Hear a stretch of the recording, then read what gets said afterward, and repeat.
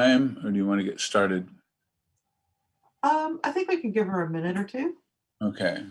Yeah, she's usually pretty prompt. Uh-huh.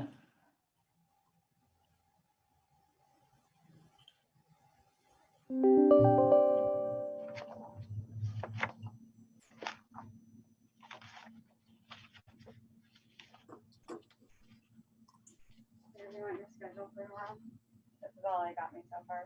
Yeah. Perfect. Pretty much all there is to it. All right. Thanks, honey. Okay.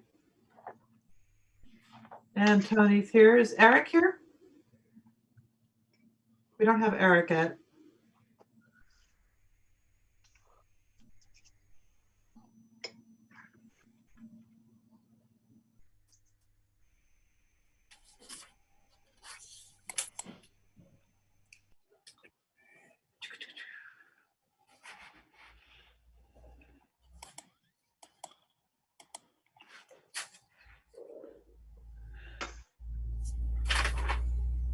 And Leslie is connecting now. Okay, good, good.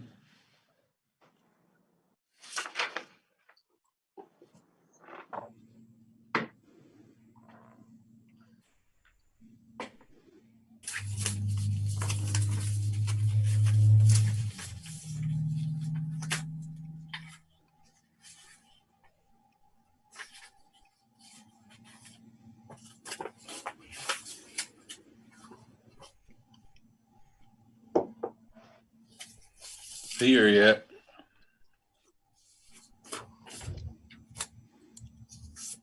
There she is. Okay. Hey.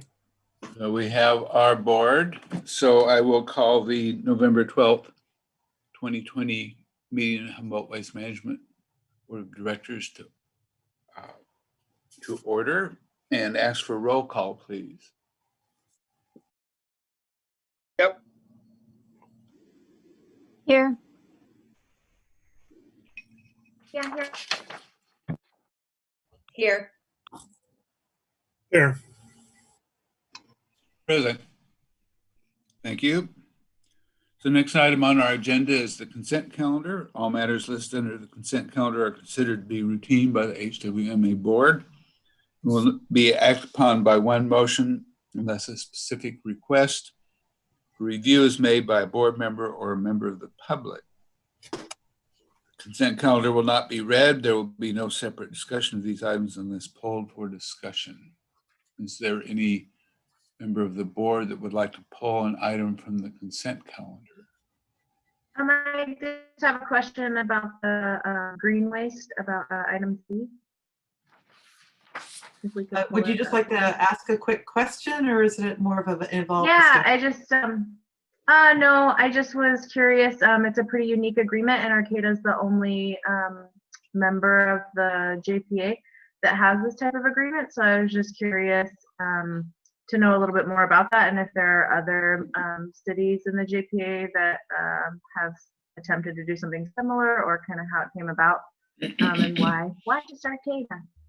Sure. If it's okay with the chair, I can go ahead and answer the question from a big picture perspective. Sure, go ahead. So the short story is that we have an agreement with Mad River Hardwoods for the processing of HWMA's green waste material, and that includes all of our member agencies. We also had a direct agreement with the city of Arcata because the city of Arcata had established a no-fee drop-off for Arcata residents. And so what happens is Arcata residents drop off the material is logged in, Mad River Hardwoods then bills us because it's member agency material. We then turn around and bill the city of Arcata for that material, and that's what that relationship is. Underneath the master agreement, if you will, that we have with Mad River Hardwoods, any city can go ahead and avail to this. It was one of the provisions that we made. City of Eureka simply has a franchise agreement where green waste is picked up at the curb and brought to HWMA's facility, as well as self-hauling, and residents pay for the material that's coming across the scale. So Eureka residents are taken care of. The city of Blue Lake has been a little bit different in the sense that you guys have opted to have a more direct relationship with your hauler, where you've had the 2 free green waste drop-offs per year. And I don't honestly understand how the financing of that particular agreement is handled, other than that is between the city and the hauler. But the city of Blue Lake is receiving HWMA's member agency rates for the processing of green waste materials.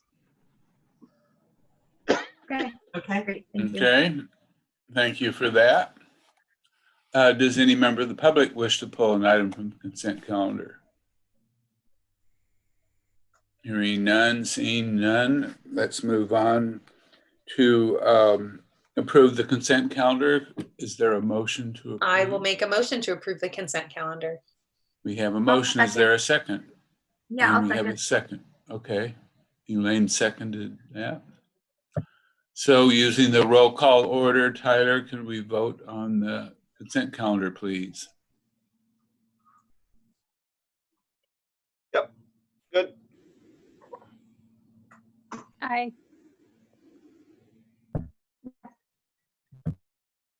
Aye. Yes. Aye. Motion carries. Next item on our agenda is oral and written communications. This is the time provided for people who address the board or to submit written communications concerning matters not on this agenda.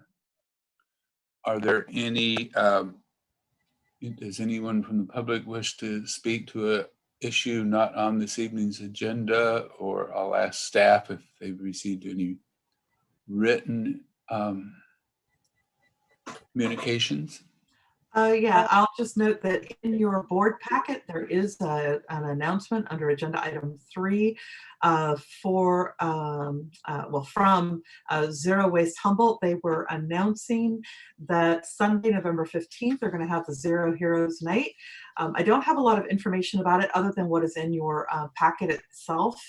So I would encourage folks to contact Zero Waste Humboldt at gmail.com. We were originally going to have a presentation from Zero Waste Humboldt this evening. It needed to be continued due to a personal reason. So we'll have the board hear that in January, but they were able to provide me this information to make sure that board members and interested members of the public could participate in their evening on the 15th at 7 p.m. Great. Okay, thank you, Jill. Next item on our agenda is to receive and approve the 2021-2025 Capital Improvement Plan. Back to Jill. Yeah, I'm actually going to be introducing Tyler and have him present this information. As board members know, we have the first capital improvement plan was presented to you all in late 2016. And so Tyler and our other directors have been working hard at revising and making it a little bit more modern. So I'm going to turn it over to Tyler. Hey, Tyler.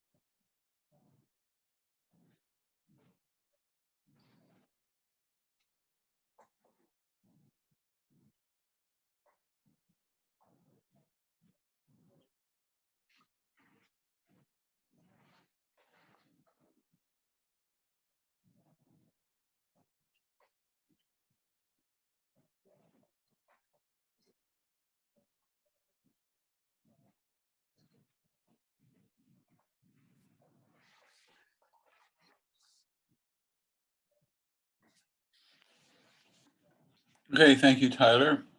Do board members have any questions? Maybe we can go down the roll call vote, Tyler, to give people opportunities to ask questions. Yeah, I noticed the excavator and the wheel. Didn't we replace a couple of those already?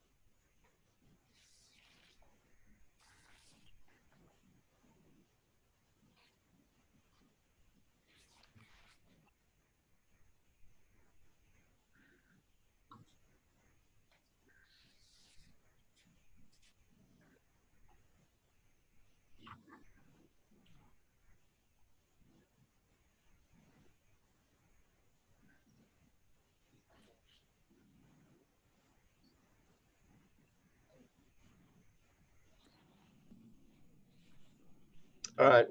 Okay.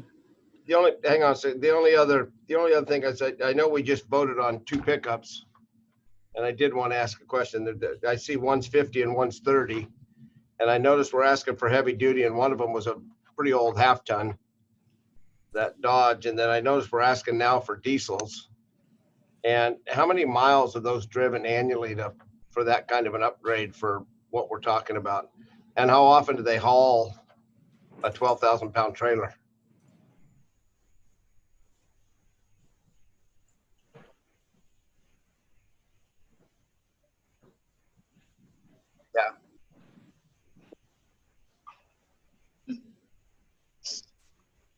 Understood.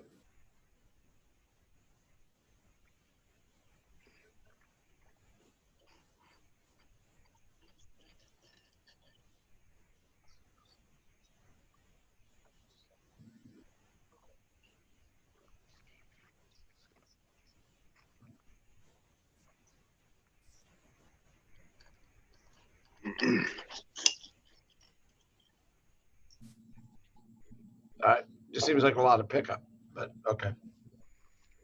Rex, to dovetail on what Tyler said, one of the biggest issues we've had in the past with replacing equipment is that we pigeonhole ourselves into the current operations that we're currently doing. And a lot of times that requires us to replace equipment that maybe doesn't need to be too soon. What, at least for the transfer station, what I'm doing is there's no plans to replace the 550 like Tyler mentioned. We already need the 1500 replaced. Instead of getting another 1500, we're going to use the 2500 to replace both these vehicles in hopes that if there are future activities such as tire events, possible hazardous waste events, white good events, that this pickup will be able to do double duty in that capacity. Correct. Okay. Thank you, Eric. Any other questions, Rex? No, the diesel's about an $8,500 add-on. I just didn't know unless it was using an extreme amount of miles and everything else. I didn't know if it was worth the add-on. Mm-hmm, mm-hmm. Okay. Just a quick question about the materials recovery facility. It seems like as we continue to do the waste analysis, we may identify, need for other improvements or maybe different types of materials that would need to be recovered. And then I'm assuming that we could address that in future plans in terms of perhaps we don't need a CRV materials recovery facility, but we need something else, and we could then make plans at that point. Is that the idea that we're looking at here? Yeah, in part, when Tyler was referring to the material recovery facility that is being operated by Recology, that is a recycling, facility. What we would be looking at is what they refer to as a dirty MRF. So basically the garbage coming in would then be sorted and then identify if there's any materials that is in there that could be recovered, whether it's wood or it's paper, or of course, it's already been intermixed with garbage. So it makes it a little bit harder. At the time that this was undertaken in 2011, when the strategic plan initially kicked off, the recycling market was still pretty strong. And of course, today we're having more and more difficulty even finding markets for materials that are coming off that back end in that manner.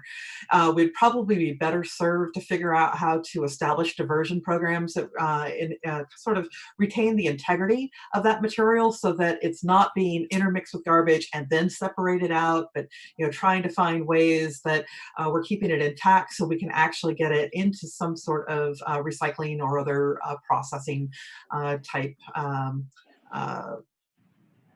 There's a word I'm looking for, and it's just kind of missing. But that's kind of, I think the dirty MRFs were all right, but I think the world is changing quickly enough that we recognize that we need to have a higher quality material if we're going to get it back into a market for recycling or reuse. Mm. Yeah.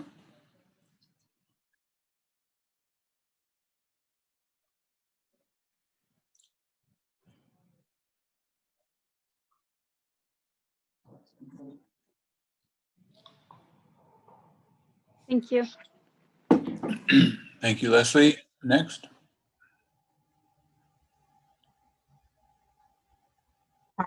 Yeah, next person, Tyler. I don't have any questions. Okay. Yeah, to Leslie's point, I think, I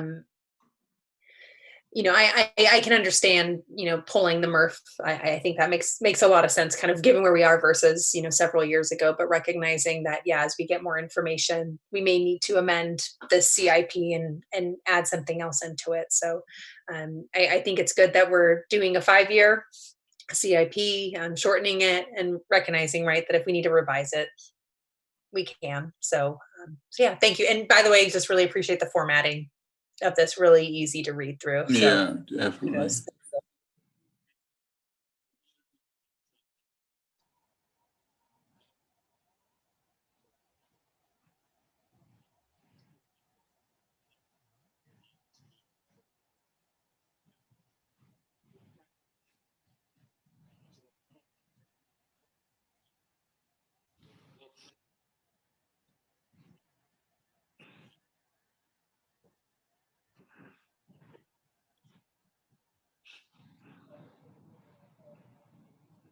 Okay, thank you, Sophia. Well, just the only thing I have is on the little project office out at the landfill. Is that another? I haven't been out there, but is that a? You have like some kind of a trailer house or portable modular building there now?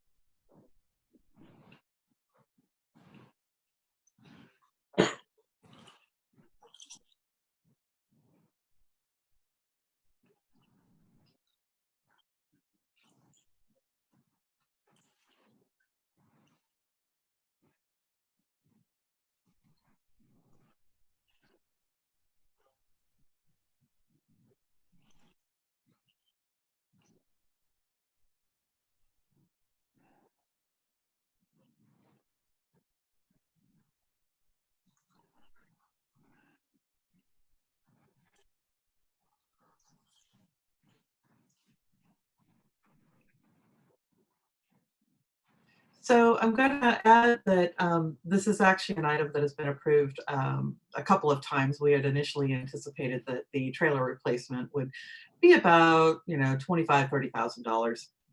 And at the point that we started looking into replacement of that project, it will have to meet ADA. It has to have seismic fittings and whatnot. And there were a couple of other items that very quickly ramped up the cost. And when we got the most recent set of estimates early last year, it was over 120 some odd $1,000 with all the improvements that were going to have to be made to the site and everything else. I said, we ought to be talking about brick and mortar because a trailer is only going to have a limited time frame. So we started looking at the alternate of maybe getting it moved inside the existing maintenance building, and what would it take to make that happen. So the simple replacement of the trailer turns out that it's the trailer I think was probably purchased about 1975. Has it's got some issues, and so we are looking at bringing it more modern and bringing it into the building itself, so it's a proper office space itself. So then it really hasn't been determined what you're actually going to do. It's still kind of a work in progress to approve. Yeah, that's correct. We were making pretty good headway until everything sort of came to a suspension, if you will. I don't think that we're at a halt. We're just sort of in this weird suspension place. So, yeah, we've been looking at some preliminary engineering designs and getting some quotes and moving that forward. Okay, so that's why it didn't really spell it out in the description, is why I was asking. I understand that whatever you had needed to go, but I think that answers my question.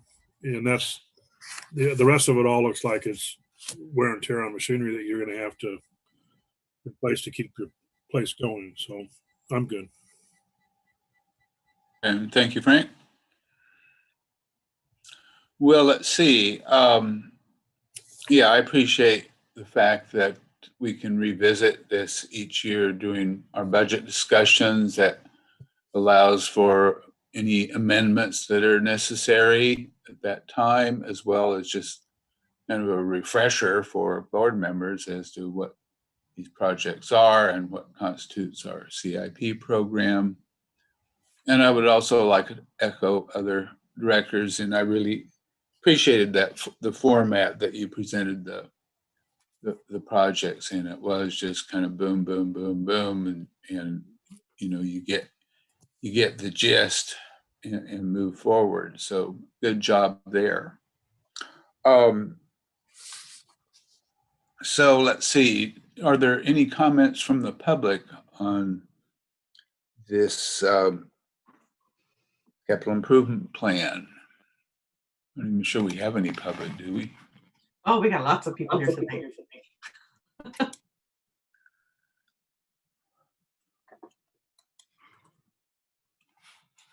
Okay, I don't see anybody raising their hands or jumping up and down.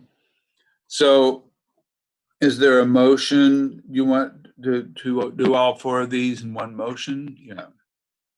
So we're looking at a motion that directs staff to remove materials recovery facility from the list of planned projects, except the 2021-2025 CIP, and take other directions as appropriate. Is there I'll a make motion? a motion to accept the 2021-2025 capital improvement plan with the amendment of removing the materials recovery facility project from the list of planned projects. Thank you. We have a motion. Is there I'll a second? And we have a second. Okay, Tyler, can we go down the roll call, please, for the vote? Yep. Aye. Yes. Aye. Yes. Aye. Motion carries.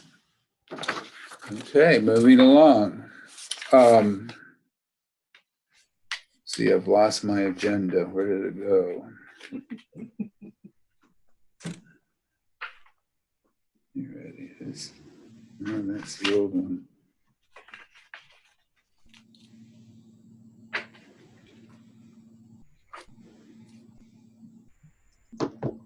Okay, well, it got lost in the pile somewhere. What is the next item is the CRV pilot study. It is. This is going to be made into a movie, just for those of you that are interested in it. It'll be on Netflix by this time next year. Yeah. So I will turn it over to Jill to give you a little preview. Yeah, I'm going to be sharing my screen with you. So you'll just bear with me for one moment. Let me just make sure that I got it here. Can you guys all see this thus far? Excellent, excellent. So again, I really appreciate the opportunity for us all to be discussing the CRV and our conceptual CRV pilot project that had been developed over the last month and a half, 2 months for the public as well as the board, and to provide you the most recent update of our project. I am trying to find a way to get, there you guys, now you're up at the top of the screen and that helps. So as board members will recall, the original intent of the state CRV Container and Litter Act of 1986, oftentimes referred to as the bottle bill, was to incentivize recycling by establishing a fee for beverage containers, and beverage manufacturers pay this fee to CalRecycle, whether it's 5 cents or 10 cents a unit, and they pass that fee on to consumers at the point of sale. And these collected CRV payments that are paid in the stores do not go to our local recycling centers. The collected monies are all being used to support the state CalRecycle programs. Now, initially, consumers purchasing a beverage would then conveniently redeem the empty container at a store when they next visited. And this is how the program functioned for a lot of years. But as the commodities market values increased, there was also a corresponding increase of independent recycling redemption centers. And those obligated retailers welcomed these redemption centers because they relieved the store of the responsibility to redeem, to staff, to handle the materials, bail, and ship the used containers to market, wherever that may be. And that the primary beverage type, the material type in the mid-1980s was, of course, aluminum and glass. And with the exception of Perrier or some other similar glass bottled water, people didn't purchase bottled water off the shelf. And certainly we didn't have water in plastic 16-ounce bottles. And today there's a greater proliferation of an array of beverage types that are now available to consumers. And increasingly those beverages are being sold in plastic containers, which of course are a lower valued commodity. Now, locally, CalRecycle there's 23 convenience zones, and CalRecycle has exempted 78% of those convenience zone obligated retailers from having to provide CRV buyback services or having to pay the $100 a fine for not providing that CRV redemption service. As board members well know, in 2010, there were a little more than 10 CRV redemption facilities in Humboldt County. And by early 2020, that had been reduced to 5 facilities. And of course, 4 of our facilities were decertified in September of 2020.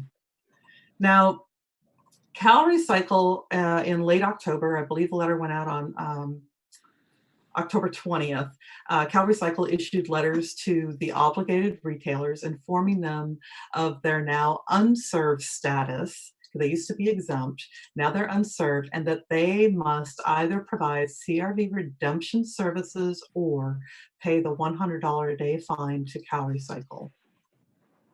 So the closure of the CRV redemption services centers, statewide, as we've discussed, are the result of an economic collapse, which has resulted from a continued and steep decline of commodity scrap values over the last 5 years, and even more so following China's national sword policy.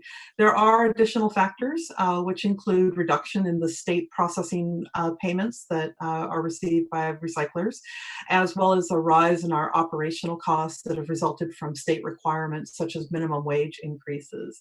And with the closing of over 298 CRV redemption centers in early 2016, that was then followed by a second wave of closures in 2019 by California's largest chain of almost 300 recycling centers that were owned by Replanet, the state legislature approved 2 related bills that established a CRV pilot project program, which requires that local jurisdictions and recycling center operators work closely together in order to provide more redemption opportunities for consumers.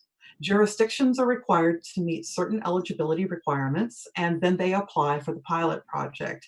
And each jurisdiction itself must have an approved pilot project recycler.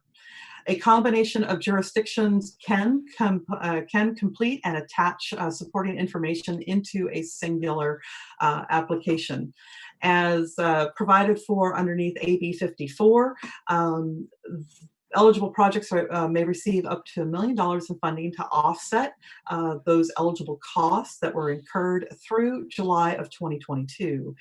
After the grant timeline terminates, pilot project funding and the allowances such as appointments or modified operating hours, processing and handling fees will revert to regular CalRecycle requirements.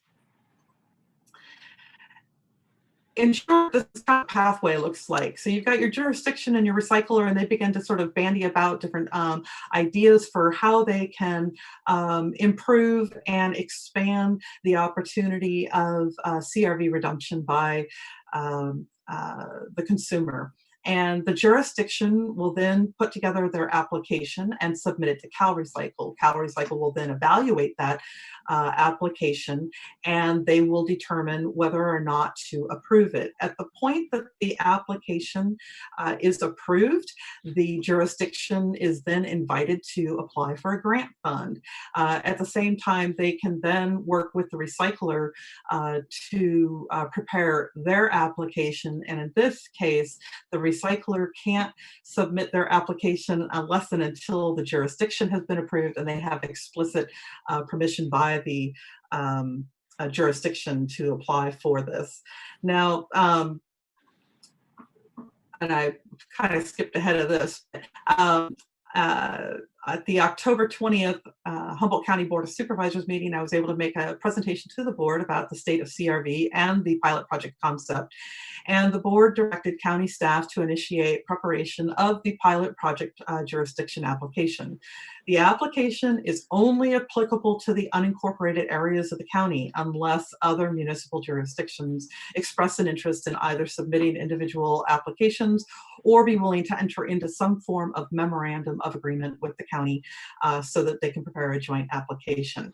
Because HWMA is located within the city of Eureka's jurisdiction, we would be dependent upon the city of Eureka agreeing to be a participating jurisdiction. For purposes of Leslie, I do want to note that I have provided this information to both Robin and Donna last week. In order to assist the county, I did prepare and submitted a draft memorandum of agreement, which was submitted to their staff and legal counsel to initiate their review, and that was completed last week. And then once complete, the agreement would be submitted to interested city jurisdictions. Now, interested recyclers such as HWMA, because that's what we are in this case, cannot submit the application until the jurisdiction itself has been approved and the jurisdiction has authorized the product recyclers to submit an application. As I note in the staff report, we would have to be recertified and complete the certification training in the jurisdictions where there would be a proposed pilot project, and we will need to identify the potential recycling sites prior to submitting the application. And as we've talked about before, the primary incentive is that the participating recyclers would be able to deviate from certain requirements that are statutorily required. Now, HWMA was being encouraged by CalRecycle to submit a pilot project application. This was applicable only to the Eureka Recycling Center site.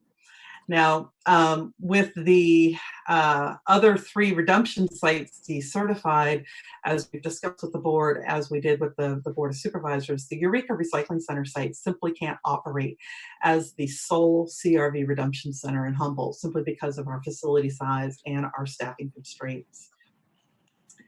And of course, even if we were to be operating by appointment only, it's critical to understand that in reviewing the grant criterion, proposals are to be designed to improve redemption sites and to create new convenient sites. And an appointment-based application does not meet the basic qualifying criteria. And we've had several conversations with CalRecycle staff on that matter. As I've previously expressed, for all of the recycling centers for the redemption component, we are required to operate consistent with CalRecycle regulations or be subject to violations. And we have very, very little operational latitude or flexibility. And as board members are well aware, HWMA did make inquiries last spring with CalRecycle to discuss whether or not we could do the pop-up or secure another operator to perform offsite CRV services under our certification, or that we could accept customers temporarily on an appointment basis? And the answer, of course, was no. HWMA, Humboldt Sanitation, and Recology had also previously met with Senator McGuire's staff in early June in order to express our concerns and trying to find some form of workaround.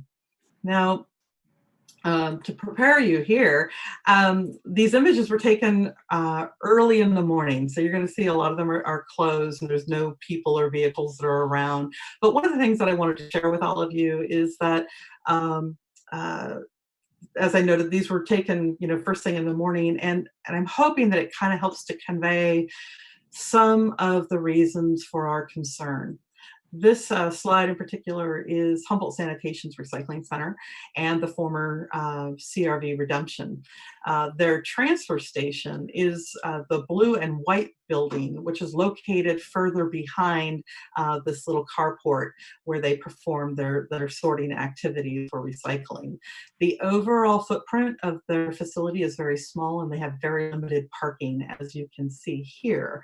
The site is adjacent to the queue lane, which is will bring you into the transfer station scales. So when recycling customers are backing out of the parking space, they have to navigate the trash customers that are in the queue, or they, in order so that they can go into the queue to go drop off their garbage, or they have to cross that line in order to exit the facility.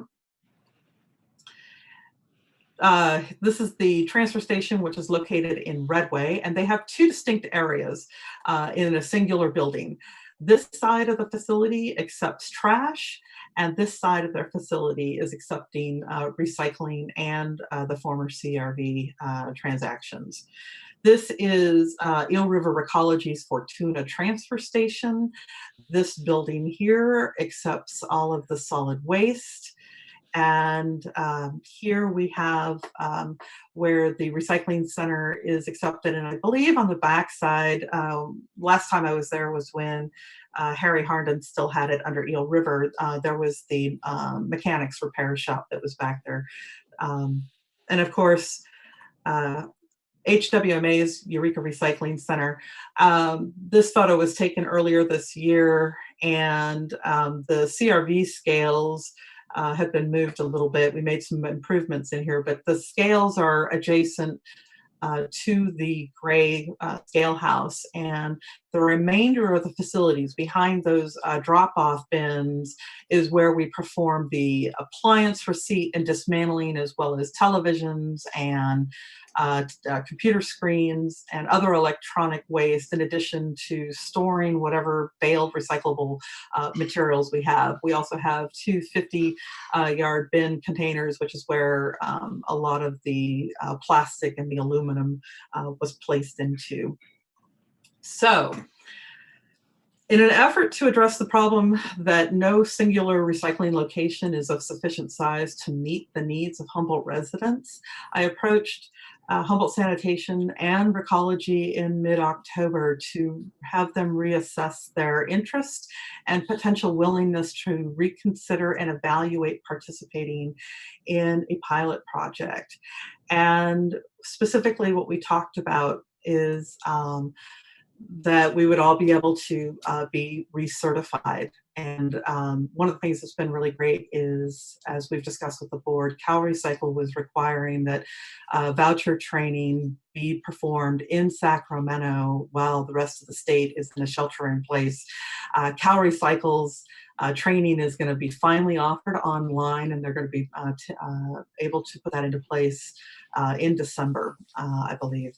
The other thing we're looking at is developing protocols for operation at recycling centers on an appointment-based model in order to manage the customer volumes. I think you have a better sense. We're the biggest one, and we had, people waiting 3-4 hours to get into our facility. Imagine what that would have looked like for Redway and McKinleyville in particular. So if we're going to be looking at reopening, having an appointment-based model or some other way in order to manage inbound customers is going to be critical. We all need to be receiving handling fees. Again, HWMA and Recology have not been receiving handling fees.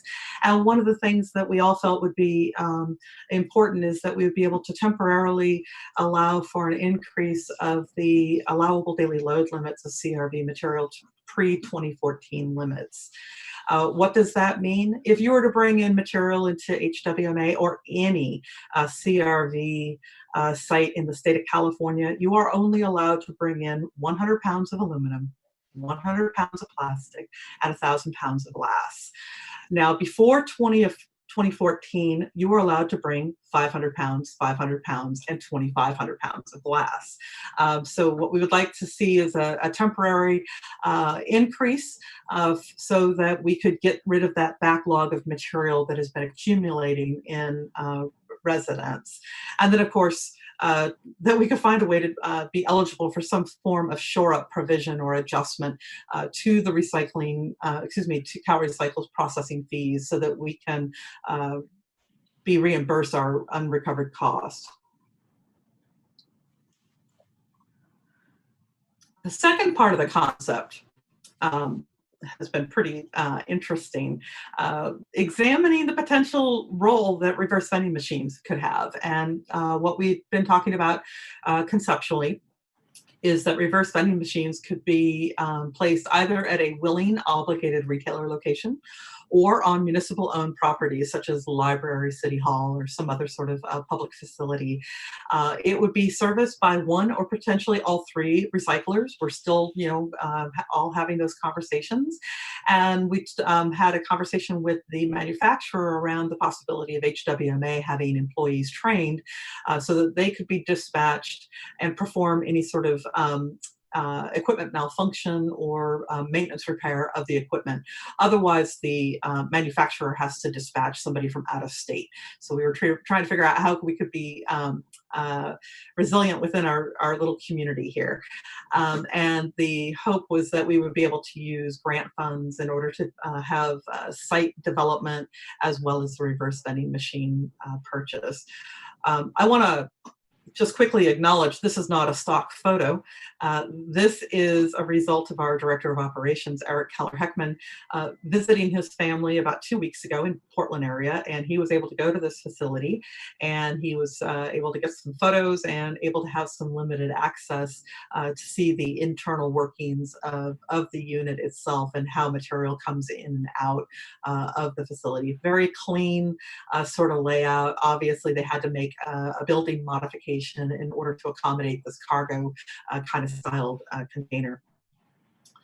So, after the October Board of Supervisors meeting, I requested that Cal Recycle send these convenient zone maps for discussion, as well as so that we could forward this to county staff. I want to make sure that we're able to help them in whatever way we can. So this map was provided to us on November 6th. And yes, that is not our typo, being the city of McKinleyville. The city of Myrtletown is a new community, as well as a number of other folks. Let's see here. We've got so some of the considerations that we wanted to make sure that we had on the board's radar is, number one, what is the competitiveness of submitting a third application to vie for a single remaining slot? As we talked about in September, we were aware that there were more applications than they had slots, and today there's only one slot. At the time that I wrote this, there's only one slot that's remaining. We also needed to assess the potential inclusion of other jurisdictions, as well as their willingness to enter into a memorandum of agreement with the County of Humboldt. And if a pilot program is approved, convenience zones within the entire program area will be considered served, thereby relieving all obligated CRV retailers of their responsibility to redeem materials or pay the $100 day fine. There is a legislative end date, which is July 1st of 2022, after which all operators will be required to revert and comply with the regular Cal Recycle operational requirements. Now, one of the things that was really troubling, and it was the primary reason that I had a conversation with Cal Recycle staff most recently on October 29th, was this provision. When we started diving into some of the details to evaluate developing a project proposal, in the legislation itself, this is where I had to find this, I said, could you please clarify that this is accurate? Or maybe I am simply misinterpreting something, hoping I was. Pilot project recyclers shall pay the refund value of no more than 25 pounds of aluminum or plastic beverage containers or 250 pounds of glass. This is a 75% reduction of what we are currently able to receive at our facilities now. So I shared with Cal Recycle staff that this might be reasonable as far as reverse vending machine operators, or even those recycling centers that are in more urban areas where they have more opportunity and people are bringing in smaller volumes of material. It is an unreasonable constraint to the recycling centers who are capable of handling the existing allowable daily load limits of the 100 pounds of aluminum and plastic containers and glass. And additionally, many Humboldt County residents live in outlying areas, and they only come into town every few weeks or month, or sometimes less frequent than that. So that's when they bring their material in. And as part of our conceptual proposal, we were hoping to propose a temporary increase of that allowable daily load limit to the pre-2014 limits in order to address the accumulated materials that many North Coast consumers have stored. Cal Recycle's response was that the pilot project legislation restricts allowable loads to the adjusted standard of the 25 pounds, and there is no provision for more material, as that poundage was based on the average consumer load. And alternatively, they did say that non-pilot project recycling centers, so if HWMA was not to be involved, we would be able to continue to be allow that limit of 100 pounds and 1,000 pounds of glass, but we would not be receiving those handling fees, nor would we be able to have the pilot project allowance such as appointments. Now, as previously noted, the pilot program allows for the approval of no more than 5 projects, each with the potential funding of up to $1 million each. And as described in September, Cal Recycle staff had described that 2 jurisdiction projects had been approved earlier in the year, a third was pending, and that there were 4 applications that were under consideration for the 2 remaining slots. Now, Culver City applied for their application in September, and they were announced as an award in February. They then began working with their recycler, and they just began project implementation a little over a week ago on October 30th. The city of San Francisco submitted their application in fall of 2019, and they also were the second one to be announced for February of 2020. I'm not certain that they have a recycler yet, but I know that they have no implementation as of this date. When I had a conversation with their coordinator for this project, they were still looking to secure probably a few million dollars more for their project. With respect to the San Mateo, that was approved on October 2nd of just this last month.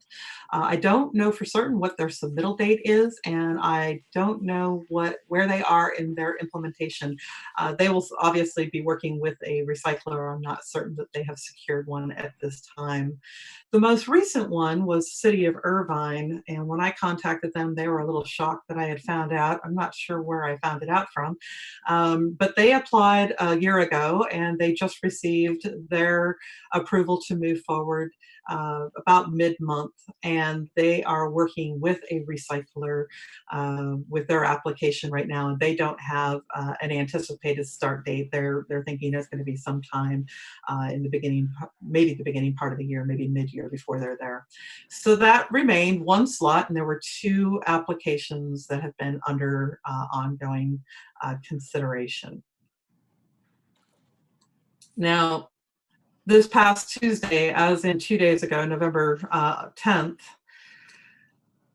I was informed that the 5th slot had been awarded, and they had Cal Recycle awarded that on November 6th. And this was obviously a surprise and a disappointment because we had received the convenience zones from Cal Recycle on November 6th, as well as the release of our board agenda for the meeting for this meeting this evening.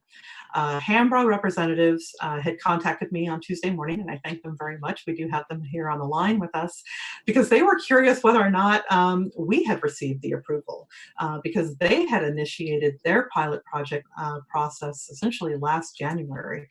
They had the formal submittal to CalRecycle in March. And I explained that we were still in the concept phase and we were bringing this item to the board this evening. So no, we're not the ones that bumped them.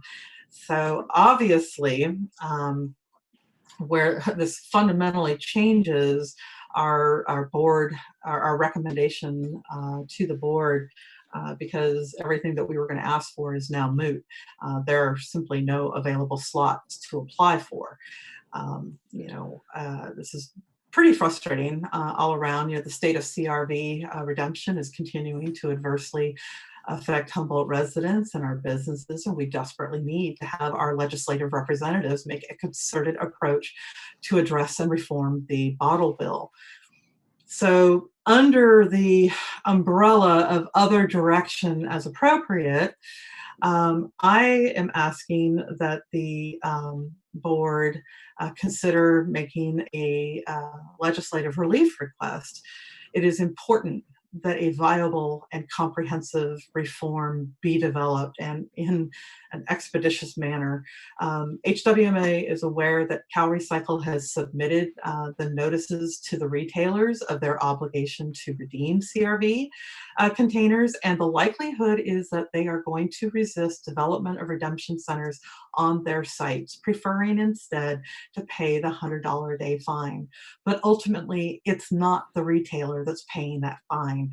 It's the consumer that is going to pay the fine through an increase at the till, whatever that looks like. So we're paying the CRV deposit, and now we're going to have to pay a fine for not being able to get our CRV deposits back. And in light of the fact that the fifth pilot project was awarded, and recognizing that the pilot project program was legislatively created as a result of CRV center closures, staff is asking that the board authorize the chair to submit a letter to our state representatives asking that they sponsor temporarily legislative action and relief until a bottle bill reform is in place that would enable and provide recyclers in rural communities like Humboldt the temporary ability to develop an appointment-based model to modify our hours of operation as appropriate for our community and not be state mandated, and to increase the allowable daily load limits to pre-2014 and to receive handling fees and to have a regional adjustment of processing fees. And frankly, just put those into play until the CRV's bottle bill program has been reformed. I would also ask that if the board authorizes the chair to put a letter together to our state representatives, that each member on our board bring and introduce a request for similar action by your agencies themselves. This essentially concludes my presentation. It has been just a whipsaw, obviously, not anticipating that they were going to be awarding that fifth slot. Certainly not while we were having ongoing conversations. A little heads up would have been really helpful because I can't begin to tell you how many hours that we have all put into this particular effort. This does conclude my presentation. I am available for questions, but I do want to note that we have Linda Wise, General Manager of Ecology, with us. We have Tasha Eisner with Humboldt Sanitation. We have Joe Perez. He is the Business Development Manager of TOMRA. He's the reverse vending machine. We also have, I want to introduce Jeff Dunlevy. He's the General Manager of Mings Recycling, and they purchased a lot of the material from Humboldt, from HWMA, HumSan, and Recology. But probably of interest to you all is that Jeff is a member of the statewide commission on recycling markets and curbside recycling. And so he may have some interesting perspectives and input in here. So I would certainly ask if any of them would like to address the board, they'd be given the opportunity. So I'm really sorry. I know this comes as a big surprise. Again, we've all been caught really blindsided by this. Yes, thank you, Jill. So regarding the upcoming movie, the decision on the genre has not been made. It's either going to be a horror film or a comedy. So that decision will be made relatively soon, I would think. So it seems like maybe some of our guests, have them speak to this issue first and then go to board members. Does that make sense? Your preference. Yeah. Okay. So why don't we do that? Should we start with Tony? Tony, like to speak to this issue? Have anything to add or say? John or Linda? Oh, I hear somebody and I can't figure out who it is. Yeah, I can't hear him. He unmuted. Tony can. I have nothing to add. No. Okay. Okay. Thank you. Thank you. Thanks, Mike. And how about Jeff? No, nothing to add. Yes, no, I do. Thank you. I was getting unmuted. Okay. Okay. Yeah. So thank you for having me. I'm based in Sacramento, and I do work for Ming's Resources. We have facilities in Sacramento and Hayward. We're one of the largest state certified processors in the state, and we buy from most of the recycling centers in Northern California. And over the past few years, we've seen a lot of our customers go out of business, and mainly for the reasons that Jill had presented. And that was a fantastic presentation going over the pilot programs. And my heart goes out to you and the whole group for the frustrations that you've gone through, because Ming's also applied for one of the pilot programs, and we were with the city of Folsom, Sacramento County, and we were awarded one of the pilot spots, but that was in March. And unfortunately in March, COVID hit everybody and things started shutting down. But as things were affected by COVID, the market value for aluminum and PET drastically dropped. And the finances for the program became very bad. So we decided in May to withdraw our application. But during the process, working with staff, and I think the intent of the legislation to get some pilot programs, some innovation was good, but we did run into some bureaucratic difficulties with the process. And I feel bad that they were soliciting an application when they had several others in the pipe. It doesn't seem very good. For us, they started asking for signed leases for all the locations. It became very difficult and challenging. And that also added to one of the reasons that we pulled out of the program. But with the pilot program, the thing that I would mention at this point is it is just temporary, and they are scheduled to end July 2022. So the Culver City program has 18 to 19 months to operate. The other programs that Jill had mentioned, I don't know that they're going to start in the next 6 months. So they might only have 12 months of operation unless legislation next session extends them. With the legislation for pilot programs, it's just temporary. And what the bottle bill needs is long-term comprehensive reform. We don't need temporary fixes. I think through all the stakeholders, whether it's the north part of the state like you're in, or the south part of the state, everybody knows the situation and the things that need to be corrected. It's just putting together that comprehensive reform that allows recycling centers in rural areas like yours to exceed a load limit by taking the person's ID, knowing who that person is, where they're coming from, and making sure that it's eligible material. So you don't have to have somebody show up to your facility with 110 pounds of material to tell them that you can't pay them for it because it exceeds that amount. So we do need comprehensive reform. Jill, could you pull up the slides that I had sent you? Keep talking. I'll have to do a little juggling there because that came in. Yeah. A little after 5. No, that I'm working on 2 computers. All right. And Jill did mention that I am a part of the AB 1583 Recycling Commission, and we are addressing issues related to the recycling markets, mainly the curbside program and the organics.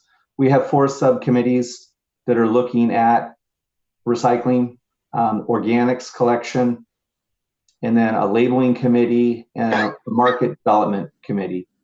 And Assemblymember Eggman authored the bill to provide a commission of 17 people to come up with policy recommendations that would go to the legislature to help cities and counties and the state improve their recycling programs, hopefully to improve the quality of the material, and in some cases reduce what they're putting in their bin.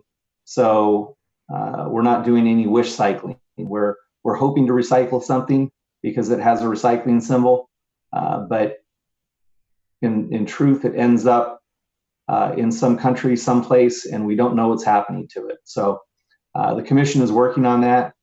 We do have a website that has all the meetings and all the notes and more information to follow. We have a commission meeting next Wednesday, and anybody's welcome to attend via GoToMeetings. And at the end of my presentation, I can get you information on that. Jill, do you have the slides? No, it's still sending. It's welcome to living up in the rural areas. Internet speed. Too many birds on the line, huh? With the pilot programs, I can speak to a few of them. The one in Culver City, what I do know of it, it does not bring a lot of innovation to the program.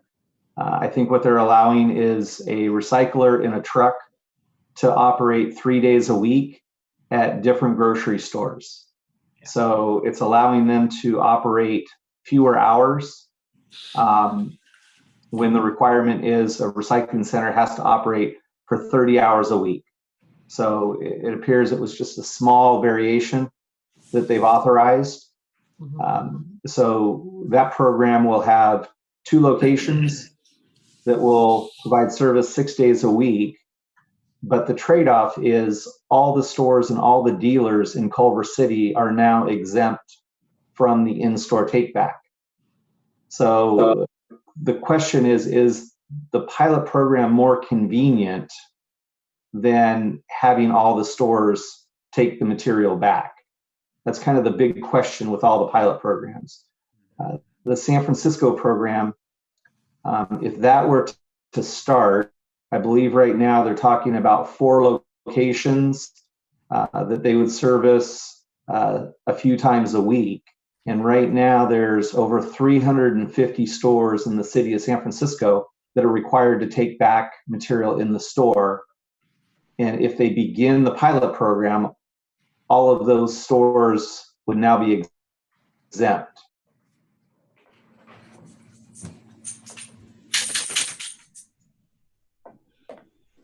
So it's a question of if that program is ability from the stores. And then the Irvine program, what I did hear about it is it would be a door-to-door program that is not allowed now, where they would go and set up appointments and pick up material. That would be new, different, but the concern or the question is the cost of such a program. That might work in Southern California with a high density housing.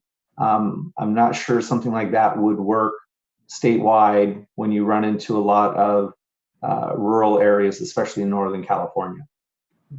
And then the fifth one that was awarded, I'm not sure what that one was, but again, only one is operating. The other 3 or 4 will have about 18 months to demonstrate their services, and then they would end unless legislation is signed by the governor by September 2021 to extend them.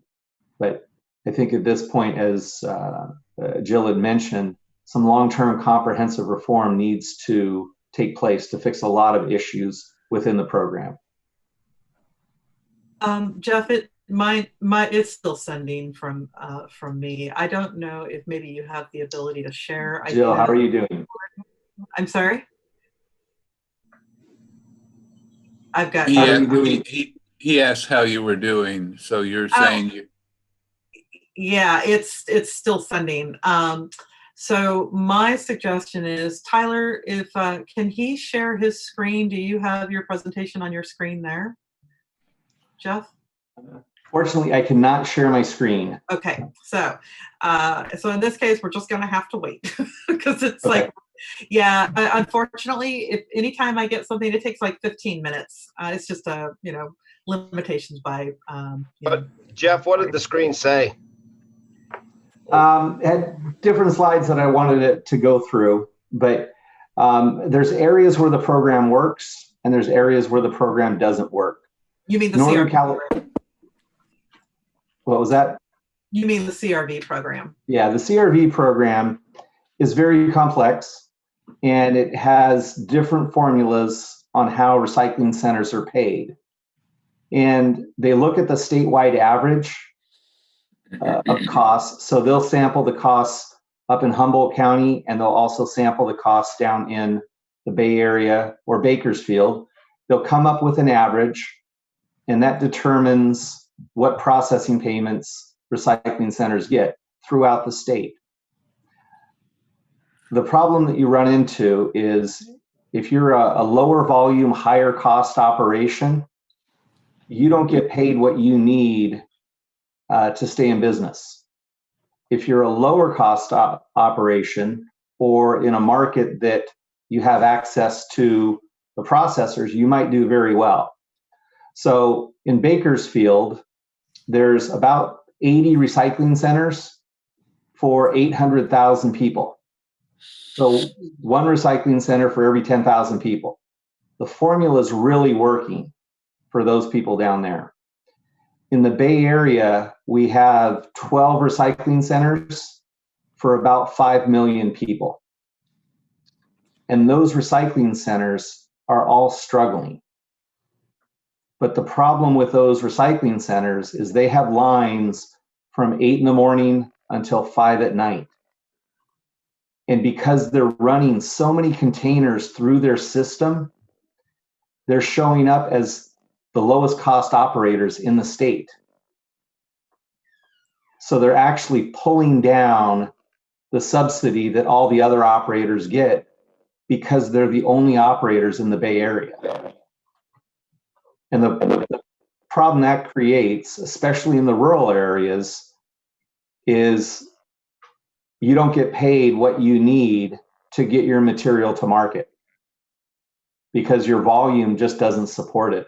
I had a chance to look at the pilot program up there, and the introduction of innovation, RVMs, bag drops, things that they have up in Oregon are very good. They're very convenient, but your program would have to have a recycling center that's operating. And if you implemented the reverse vending machines up there, the reverse vending machines would be competing against your recycling centers. So, and you wouldn't have a way to offset those costs. The solution up in the north area is the recycling centers, they need to be paid more. They need a higher processing payment than what they're getting. And in Jill's presentation, she definitely addressed that. And that's part of what the comprehensive reform needs. One of the slides I was going to show you is how to. I was looking for the perfect break. Let me share my screen. Okay. And get this up for you. Give me half a minute. Share screen. Here. Can you all see this? Yes. And Jeff, you just tell me when to advance. Okay. Broken system, and we have a growing fund. We'll go to the next slide. And again, this is Kenny and Kevin Luong. Their family immigrated from Vietnam back in the mid 80s. And Kenny has grown the business to be one of the largest processors in the state of California. And the business became so successful that his brother Kevin, who's an orthopedic surgeon, has come back into the business as our chief operating officer. So great family business to work for. Right now, the state has 1,219 recycling centers. And there's areas that are very well served, like LA County, Tulare County, and Kern County. There's a lot of convenience down in Southern California. But if you get into the Bay Area, San Mateo, there's 2 recycling centers, and each one is servicing about 370,000 people. They're overwhelmed with material, and people don't want to stand in line for 2 hours. So they're putting it in their curbside bin. San Francisco, there's only 1 recycling center for just under 900,000 people. So the reason that there's so few is the formula just doesn't pay enough to operate in the Bay Area. And those that are surviving, they have other businesses that are most likely subsidizing their CRV operation right now. So if you go to the next slide. So your neck of the woods, the Northwest coast is barren. That's a long drive for anybody and everybody, which is very unfortunate. That's not the intent of the program. It was to provide convenience. At the other end of the spectrum, down in Bakersfield, there's a lot of recycling centers. If you look at the Burbank, Van Nuys area, it's about 1 recycling center for every 15,000 people. And the difference between Bakersfield and Van Nuys and the North Coast is those recyclers can take their material to market the next day. The people in the North Coast will have to stockpile a full truckload of material before they go to market in Sacramento or San Francisco to reduce their transportation costs. But in the South, they can put it in a pickup truck and drive 3 or 4 or 10 miles to sell their material.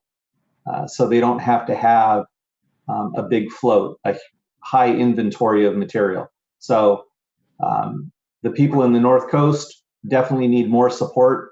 The people in the South area, they're doing very well the way the formula works right now.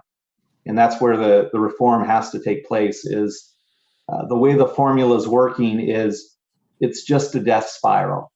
The higher cost operators, every week, every month, a few more are falling off because they're deciding to close. So next slide. Jim. Yeah, you got it. Okay, I want to talk to you about the beverage container fund. The surplus is growing. CalRecycle started publishing 24 months of data.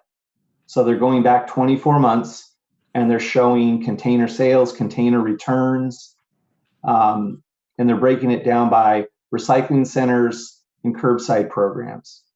So what we're looking at here is a comparison of September 2019 to August 2020, comparing it to September 2018 to August 2019. What's happened in the last 12 months is the recycling rate has dropped below 70%. A big drop in recycling centers because recycling centers have closed back in August of 2019. That's when Replanet closed. And then from March through June, The state was affected by stay-at-home orders, so people weren't going to recycling centers. On the other hand, the curbside programs have seen a significant increase in volume. People wanted to recycle using the convenience of the curbside containers. So the curbside programs have seen an increase. Container sales over the last 12 months are up 6%. Everybody's staying at home and drinking beverages instead of going to restaurants or bars and drinking there.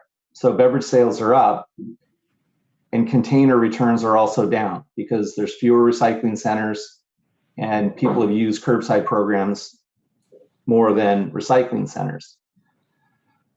At the end of the day, what that means is the fund, with all the money in and all the money out, has grown by over $100 million.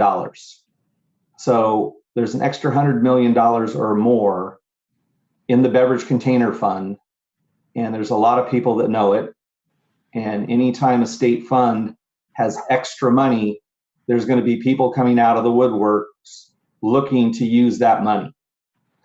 And one of the issues that hopefully your organization and others will say that money is consumers' money, and it should be used to fund redemption centers in underserved areas or to introduce new redemption opportunities or new technology. The other item, curbside programs, and this isn't an attack on the curbside programs, but in the last 12 months, because more material has moved into the curbside programs, they've seen just under a $12 million increase in payments to the curbside programs. The unfortunate trade-off is consumers have seen about a $53 million decrease in what consumers have received. So the fund has a lot of money. As we head into the legislative session, we have to figure out what kind of reform we need and how the additional money should be used. Because I think that the fund is going to continue to grow over the next few months as COVID remains with us and different counties are rolling back from the orange to the purple. Hopefully we don't go into the red again.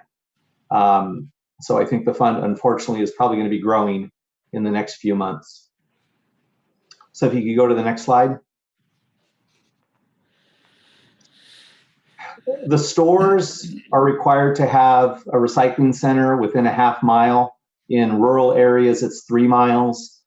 A lot of the major brands are very concerned with this because, as Jill had mentioned, they're getting enforcement orders, and it's through no fault of their own that recycling centers have closed.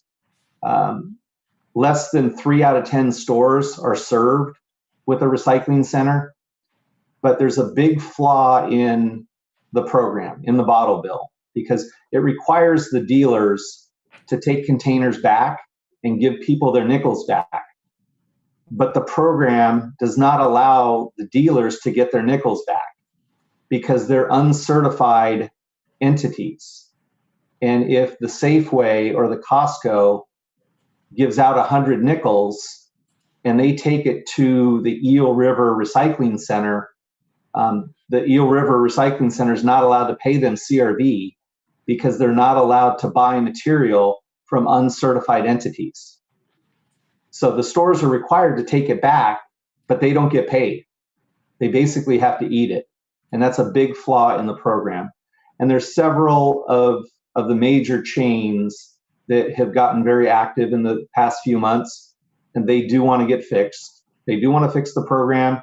If they have to take it back, all they're asking is they want to get paid for providing that service. So if you go to the next slide.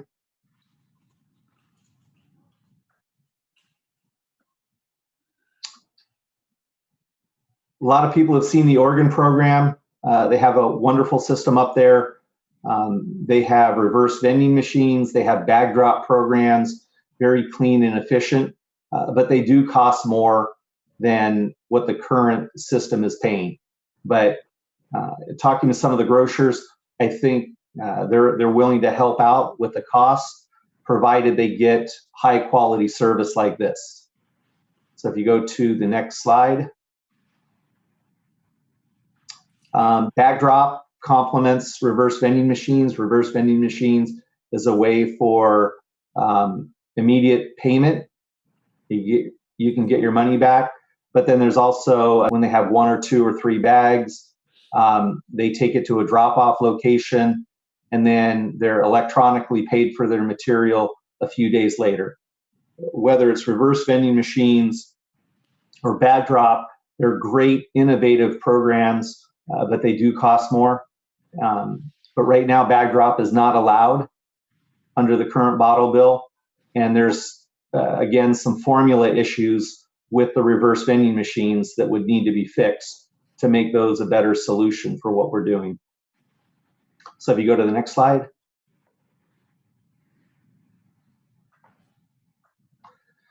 So the next steps, I mean, we have to get some comprehensive reform. We got to help the recycling centers financially. We got to fix the formulas. And I think there's several people that know the bill well enough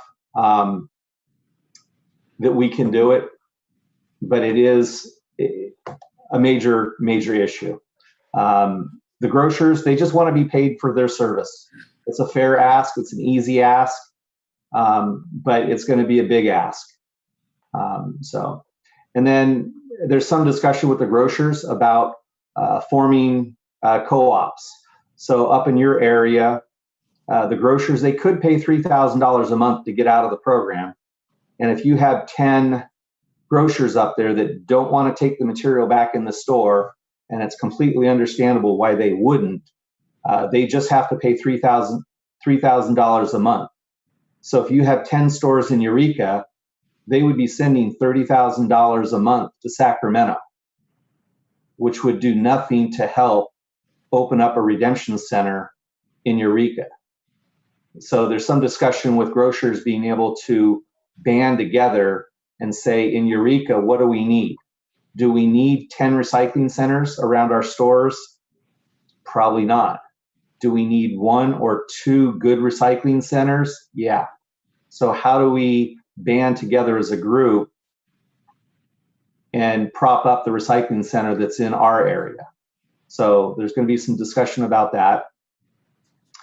And then the item that I'm bringing up is making sure that within the legislation that if there's any surplus funds available, that they're designated to be used to establish and support redemption locations.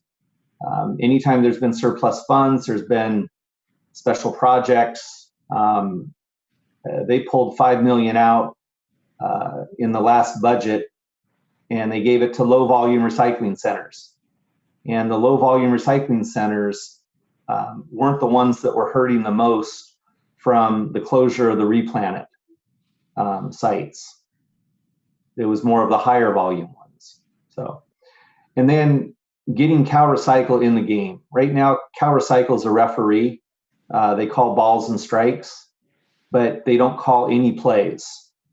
Cal Recycle needs to have the authority to make some changes. Right now, they're very constrained by the legislation. And I think they know where the problems are and what some of the solutions are.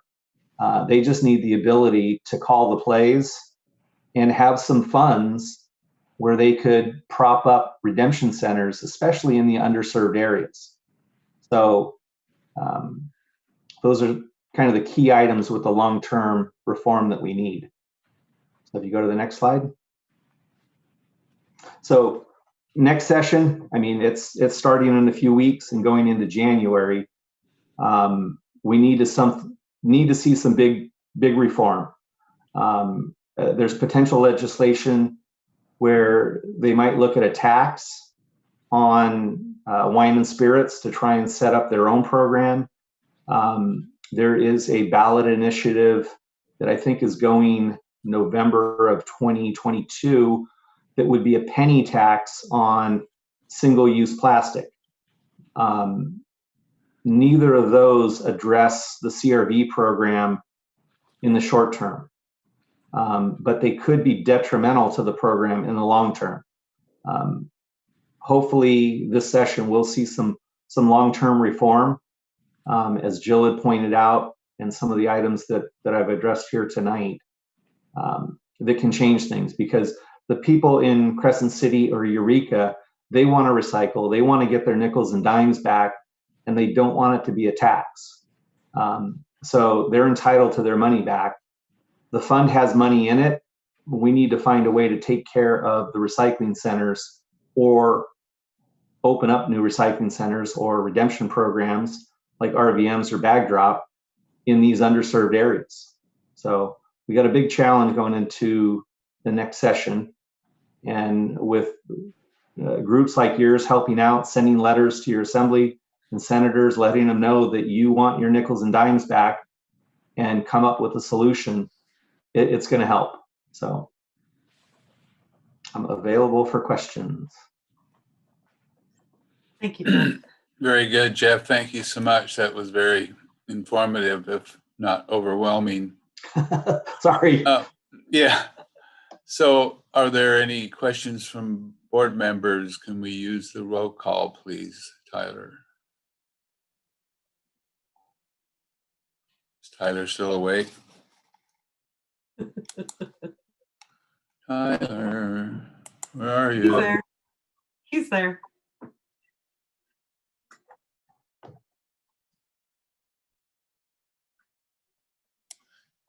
Is Bone still awake?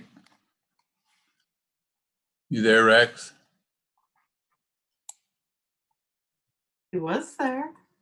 He was. Yeah.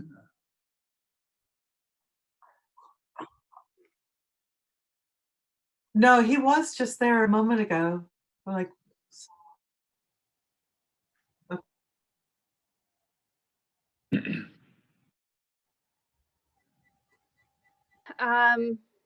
I don't know if I have questions right now. I feel like I kind of just need a moment to absorb all this. I appreciate all of the information. Yeah. Okay. Thank you, Leslie. Yeah, thank you very much, Jill and Jeff, for all of that information. At this point, I feel like there are people like yourselves, and the people that are in the commissions and the committees that you're working with, who know the solution and who, are working with legislative policy analysts to draft legislation and whatnot. And at this point, what I'm kind of wondering is, how far are we in this to be able to present something actually to our legislators that they can actually, work with and then bring in to the legislature in this next session. It sounds like there are a lot of great ideas and a lot of people that know what needs to happen. And so, I know there's a lot going on in government always. And so how close are you to kind of having something that's actually in draft form to present? As far as a synopsis of the ideas, that's something that's workable, that they can actually present and do something with, and maybe make some changes. Can you speak to that as far as where we are in the process? I'll give you my first blush, and Jeff might have some additional insight in here. But quite frankly, I think that there's a lot of issues. We certainly can provide information around what it would take to help Northern California. But I want to know, that's behind the redwood curtain. And I do want to note that we do have representatives of Hambro, also watching our meeting this evening. But, we share the same challenges within our communities. So, the information that we've presented is, quote, our pilot project. This is what, in part, we need to help make this more viable for us. As Jeff was speaking around the need for processing fees and to have some adjustment, one of the components that I think is going to be really important is having a regional correcting factor, so we can address some of the inequities that occur on that front. Now, the bigger issue really comes into at the point that you start introducing legislation, you're going to have all the lobbyists coming in. There are a lot of people who want to have a particular, seat at the table, and some people are going to want more than they're going to, push others off to the side. We really just need to have a concerted effort by our state representatives to make that commitment to fundamentally examine, reform, and rebuild this thing if we are going to have a viable solution. It is completely inappropriate that California consumers, as Jeff just noted, $116 million in excess funding, and we are not being able to avail to get that money back out to the consumers. It's complicated. It's not, obviously, there have actually been several runs in the last few years to fundamentally address some issues around the bottle bill, and they're not really getting anywhere. And part of what they need to hear is from you guys, the locally elected officials from all of your cities. They need to hear that this is an important issue, that you're representing your constituency, and that their job is to figure out what the fix is going to be so that we can implement it and take care of our people. So yeah, if I could just add, if I could just add, something needs to be introduced in January or February to work its way through the process. The major stakeholders in the bottle bill are the beverage manufacturers, the grocers, the haulers, the distributors. They all have very good, strong lobbyists. The people that have, I'll say, the weakest voice are the recycling centers and the consumers. So when it gets down to the local level with groups like yours talking to your elected officials, you're speaking for your local consumers. So it definitely helps with that communication. Going into this session, I think there's going to be something that happens because there's so much frustration with the bottle bill. I think there's a lot of interest into what they're doing with the stewardship organization up in Oregon. It seems to be working very well. The convenience is there. The consumer satisfaction is there. And it appears that the beverage manufacturers and the grocers, they're all getting along. The biggest difference between the Oregon program and the California program is in California, our waste haulers get paid the CRV for the material that they collect. And it is a very large amount. And it affects everybody's monthly trash bill by about $2 to $3 a month. And in Oregon, they don't pay the haulers for that. So that's a big difference. So in California, if they were to try and switch to a program similar to Oregon, and the haulers did not maintain what they're getting now, it could be a big rate increase for all the programs, because the haulers are using the CRV money that they're collecting to help offset the cost of providing curbside service. So it's a really big number, and that would affect everybody in the state. So something needs to happen.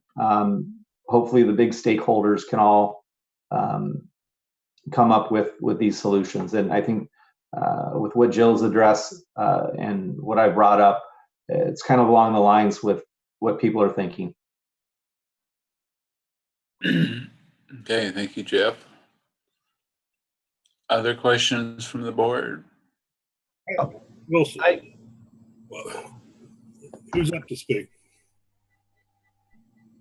Am I up to speak? You're up. Yeah.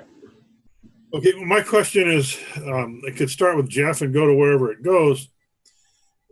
My understanding was that from what we've had in previous meetings, unless I misunderstood it, the recyclers, all the recyclers get is what they sell they pay the CRV money to the customer when they came in. So they pay their nickel for the bottle. And then all they get out of that is that they get to sell the bottle. But from what Jeff is explaining, there's money coming from the state back to the recyclers for that CRV. Yeah, the processing fee. Yeah. So Frank, you'll recall that we talked about HWMA receives a portion of the processing fee in addition to the scrap value of the material that we sell. And the processing fee is insufficient, and the scrap value of the material has been depressed for some time. Where did I miss this in the conversation that we're getting the processing fee? I mean, it's what I understood was that the recycler paid $1.65 a pound for aluminum for the cans, right? And they were able to sell those for $40 or for 40 cents a pound. That was the scrap value, but we also receive a small processing fee. And I don't have those figures, but that helps for us to get reimbursed for the CRV. The scrap value is not covering our cost of labor, overhead, equipment, or the freight to market. Well, I understand that completely. Yeah. So what does that processing fee amount to? I don't have that number off the top of my head. Tyler? Let me jump in. Let me jump in real quick. So the processing fee was to offset the cost of operation. So let's talk aluminum cans do not have a processing fee because the recyclers are living off of the scrap value. So they're returning a nickel for every container, and then they're able to sell the aluminum as scrap. You can sell it in California, you can sell it in Nevada, you can sell it in Alabama and get that scrap value. All you get is scrap value. You get scrap value, and that's enough to cover your cost. And I'll say for aluminum cans in today's market, somebody might be getting $800 a ton for that material, and it costs them $500 a ton to process it. So they're making $300 a ton, so they're doing okay on aluminum. The problem that you run into is with plastic, and if plastic has a processing cost of $500, but in today's market, the recyclers are only getting $200 a ton, they're losing money. So that's when the state comes in with a $300 a ton processing payment to offset the difference between your processing costs and the scrap value. But they look at it on a statewide average. So if you have higher than $500 a ton operating cost because you're a rural or a lower volume site, you start losing money pretty quick.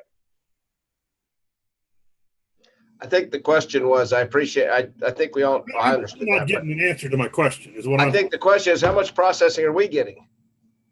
I mean, if you can tell us that, that's great, Jeff. I know how it's made. I just want to know how much we're getting after it's made. So so obviously we don't receive any processing fees for aluminum. Heard that. Okay, and I'll have to figure out where I put this Excel sheet. I've got lots of things around here. Hold on. But it was pretty nominal. I want to say it was, oh no, that's the wrong number in my head. And I'll say, and not to be cavalier, but you're getting the same processing payments as the people in Bakersfield. Correct.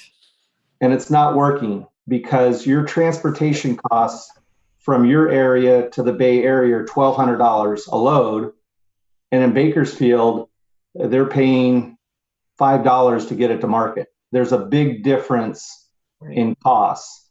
And because you're getting the same processing payments based on a statewide average, it's not covering the cost of operations in the higher cost areas. Understood. So what CalRecycle does is they issue these on the basis of cost per pound. So the glass is just shy of 7 cents for a pound of glass, and the peat is $1.50 for a pound. Not a unit, but a pound. $1.50? Yeah. $1.50 for a pound. And Jill had mentioned it, but I'll just reemphasize. 15 or 20 years ago, a recycling center was seeing about 50% of their volume was aluminum cans and 30% was plastic. So they had a higher percentage of higher value material, but now they're getting more plastic at a lower value than aluminum. It's switched. The ratios of aluminum to plastic have switched. So the recycling centers are handling more lightweight, lower value material in plastic. And the way the processing payments are calculated is it takes about 2 years to catch up. So the processing payments that'll go into effect January 1st, 2021 are based on 2019 operating costs. So any health insurance, any wages, any increases that they've incurred in the last 2 years, they have to eat. So it's a very slow formula to catch up. And that's one of the recommendations will be to change the timing of the cost studies and how quick they adjust the processing payments. Hopefully that helps. Well, Yeah. I hear parts of this, but I guess this part with the processing fee, we're getting 7 cents a pound for glass on top of whatever you get for whatever you sell your glass for. Well, I'm just going to point out that glass is oftentimes a marginal or negative valued commodity right now, and it has been for quite some time. And I understand that, but we are receiving processing fees for glass and plastic, 1 cent and 7 cents a pound, or 7. $1.50 cents. So if you, I don't have the thing in front of me. 30 bucks a ton. So if you look at what our net and loss by material per ton is, we are negative $85 a ton, and we are for glass, and we are negative $553 a ton for the peat plastic, and that is with the processing fee that is provided by CalRecycle, and that is with the scrap value that we are selling this material on market. And it is the underlying reason that recycling centers, especially located up here in Northern California's other areas, were operating in a deficit. And so that's the undercurrent of what's happened. Now, aluminum, we're not receiving processing fees, but at the point that we are covering all of our costs, we're making $4.28 a ton. We still make some money on cardboard. We still make some money on our other white goods, which help to subsidize our overall operations. So we do make money on aluminum? $4.28 a ton.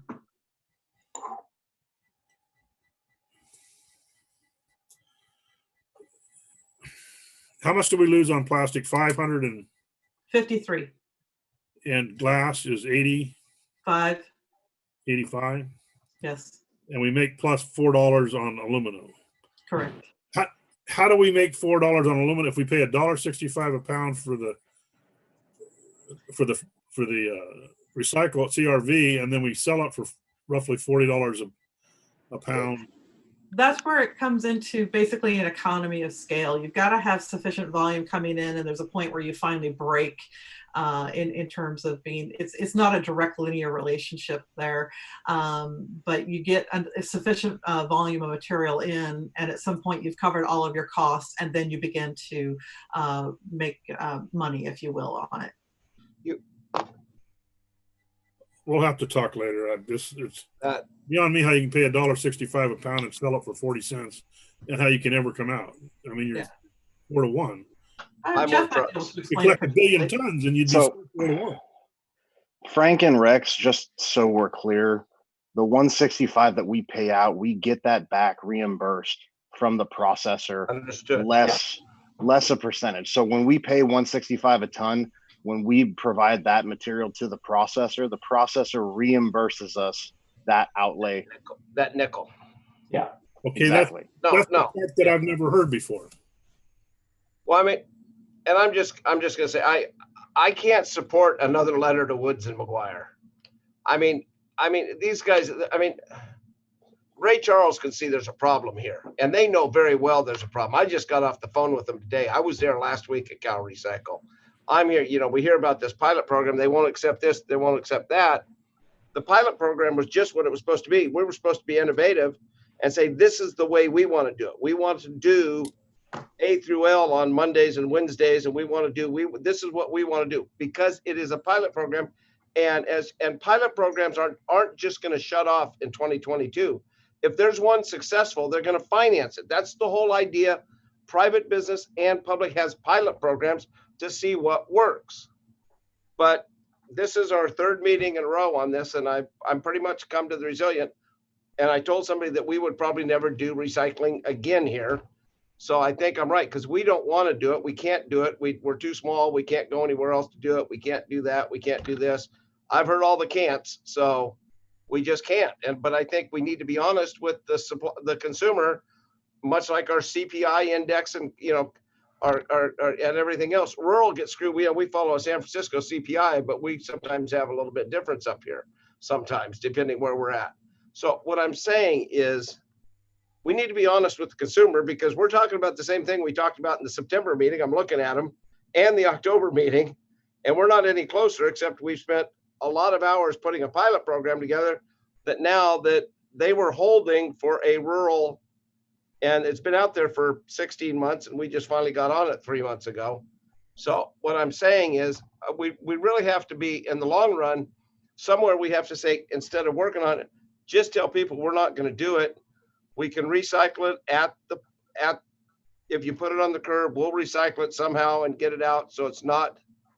But I don't know if anybody else has noticed, our streets are covered with crap. And the whole idea in 1986, because I remember it real well, was to get everything off the streets. And now we're not doing it. And I know we subsidize our waste disposal to the tune of $900,000 a year. So not mattresses, but we can do goods and offset some of our other expenses. I think we need to be honest with the consumer, because we're not getting any closer. We're finding out more stuff tonight. We got a better breakdown of tonight what's going on. But I mean, in all honesty, we've got to be honest, because that's the phone calls I still get the most of. When are we doing CRB? When are we doing CRB? I got 4 today. I told them we will not do CRB in the foreseeable future. So Rex, when you spoke with Cal Recycle last week, did they indicate that they were on the verge of awarding another applicant? No, Okay. I didn't think and you know what? That's Yeah. That's exactly it. I've been in regular communication with them. They've been nothing but encouraging. Please go do this. And so we've been working on this really hard. We've got Linda and Tasha back to the table and willing to develop a proposal. We have, manufacturer's person here. So we actually have something that we feel, could have been viable. But I also want to note that Hambro is on the line. Hambro is on the line, and they put in their application earlier this year, and they were denied also. They are more rural than we are, and they were denied. Humboldt, I mean, if you guys look around, Humboldt, God bless Arcata, has a history in the state of being a more recyclable county than any other county. We have we got all this crap because of Wesley in the first place. Where did he come from? Bingo. So there is a certain element that we could have taken care of a long time ago. But if we wait just long enough, somebody else will either take it or it'll run out. And that's what happened. And that's fine. I'm fine with that. And I'm fine with, not overburdening staff, because we don't have room, we don't have people, we don't have time. But I think we need to just actually say, this is what's going to happen. But I think if we send another letter to McGuire and Woods, they're not going to be happy, because they know what's going on. They're fighting for us. But I believe they're fighting. I've talked to them both. They're both doing this. But if we want to send them another letter and says, oh, by the way, we want you to fix our recycling, they're both going to look at it and go, oh, no, you guys want your recycling fixed? We didn't know that. I just think the idea of writing a letter just to write a letter is ridiculous. And I think it will play against our hand rather than for our hand. They won't be excited to see it. I'm betting dollars to donuts. Maybe I'm wrong. So I want to note that when the application was announced, the pilot program last year. I know that Linda took a look at it. I took a look at it.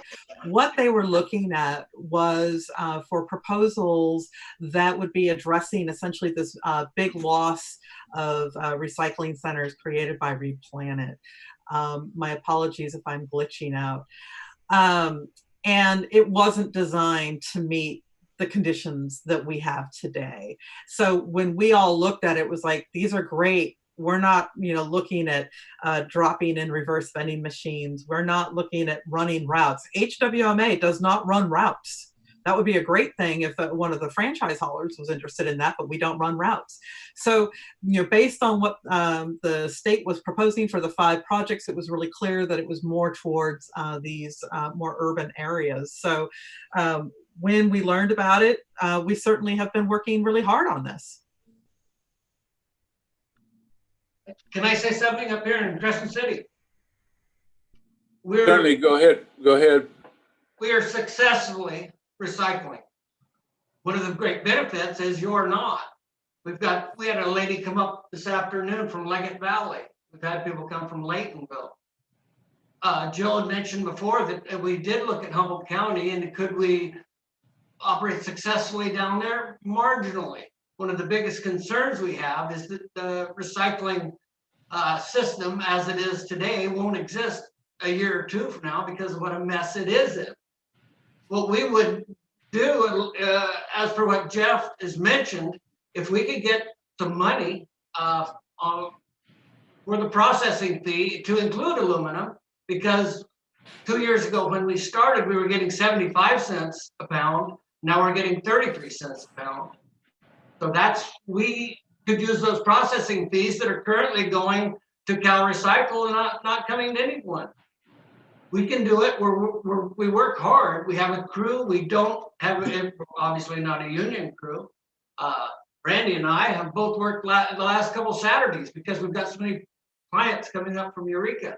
It's there. It's possible.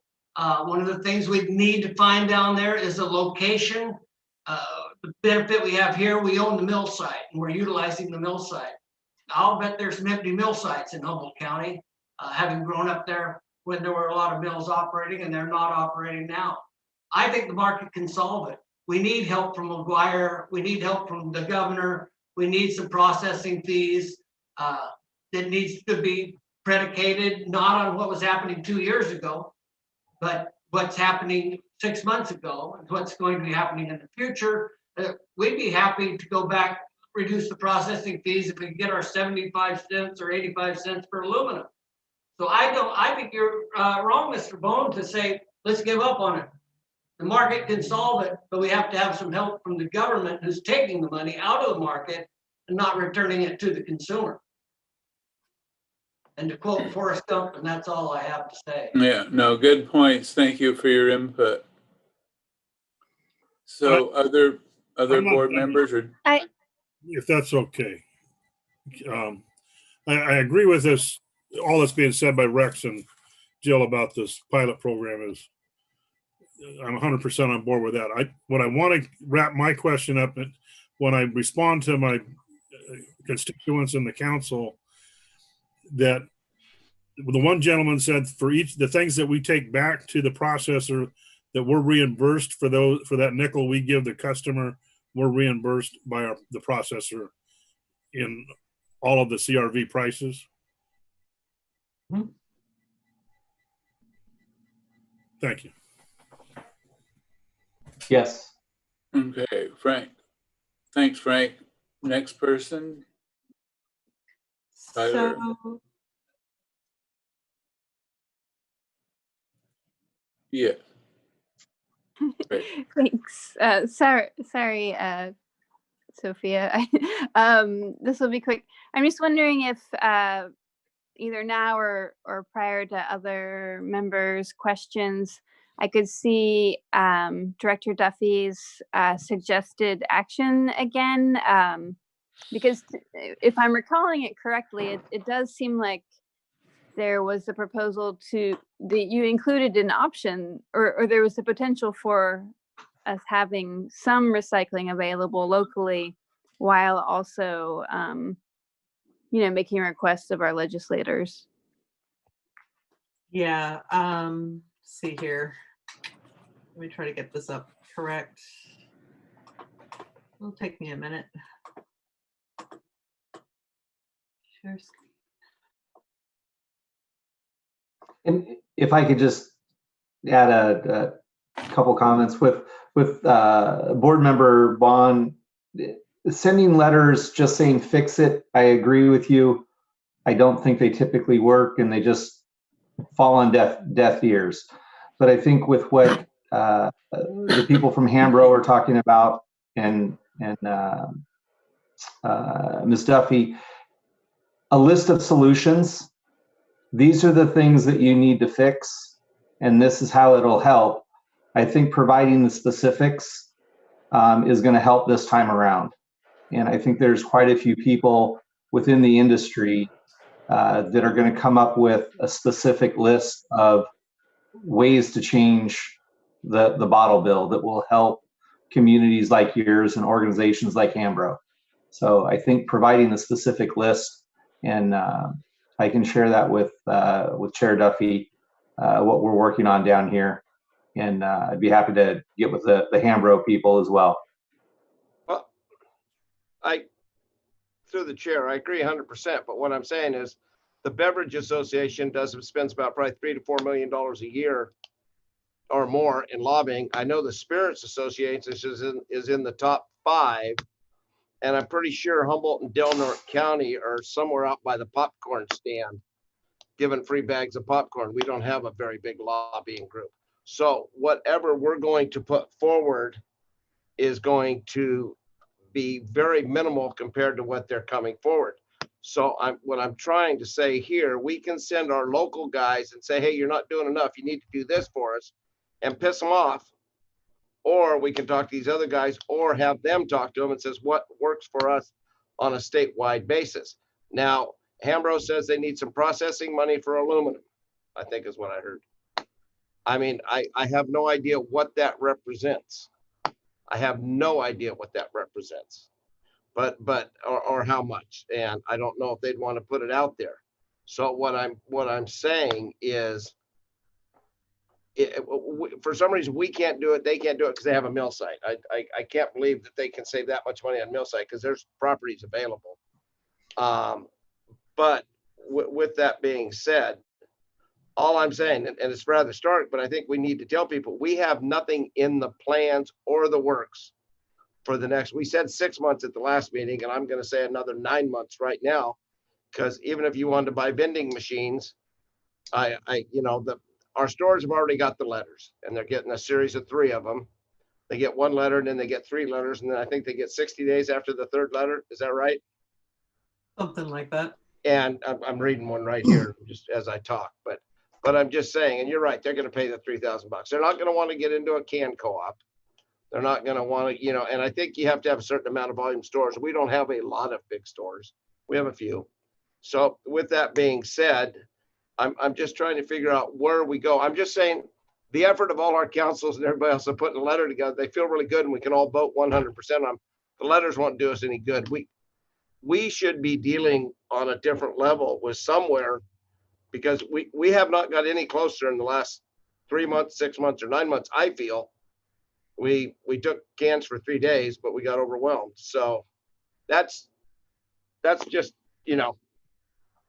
Well, actually, I'm going to disagree with you. I did not say send a letter to McGuire and Woods. What I said was we need to send these letters to legislative relief, because you said our state representatives. Our state representatives, and we have a number of state representatives throughout California who have taken up the mantle of recycling, and there are a number of them in Southern California as well as the Bay Area, and we need to find those people with whom this message is going to resonate. The reality is that we have worked really hard in terms of trying to develop some form of proposal that will work for our community. And I really want to thank Homestead as well as Recology for their willingness to even consider coming back into the fold. They don't have to do this. And the reality is that a singular location here in Humboldt County operated by one person is going to have the same problem that we had when we tried reopening. If we could have a coordinated and concerted approach and the ability to simply manage inbound customers, we can find a way to make this work. We ultimately still need to figure out how to address the underlying market conditions, which is part of what Jeff is bringing up here in terms of the disparities that exist within the processing fees and some of the other potential incentives for getting here. And I guarantee you that we all have a much better understanding of what's happening with the CRV program than anybody did a year ago, and certainly even more than 6 months ago. So, this has allowed all of us to get our heads wrapped around it. It's not going to have a fix within 6 months, maybe even a year, but we absolutely have to have a seat at the table in order to make sure that we're, adequately advocating for what's going to be in the best interest of rural California.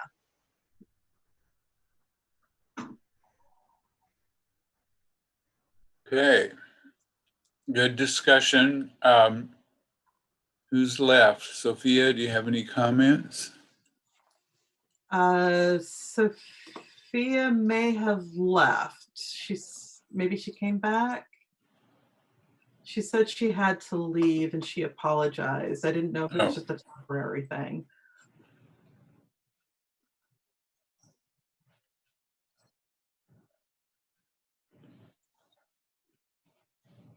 Yeah, I shut down for some reason. What do we, I didn't even know what we were voting on. A letter?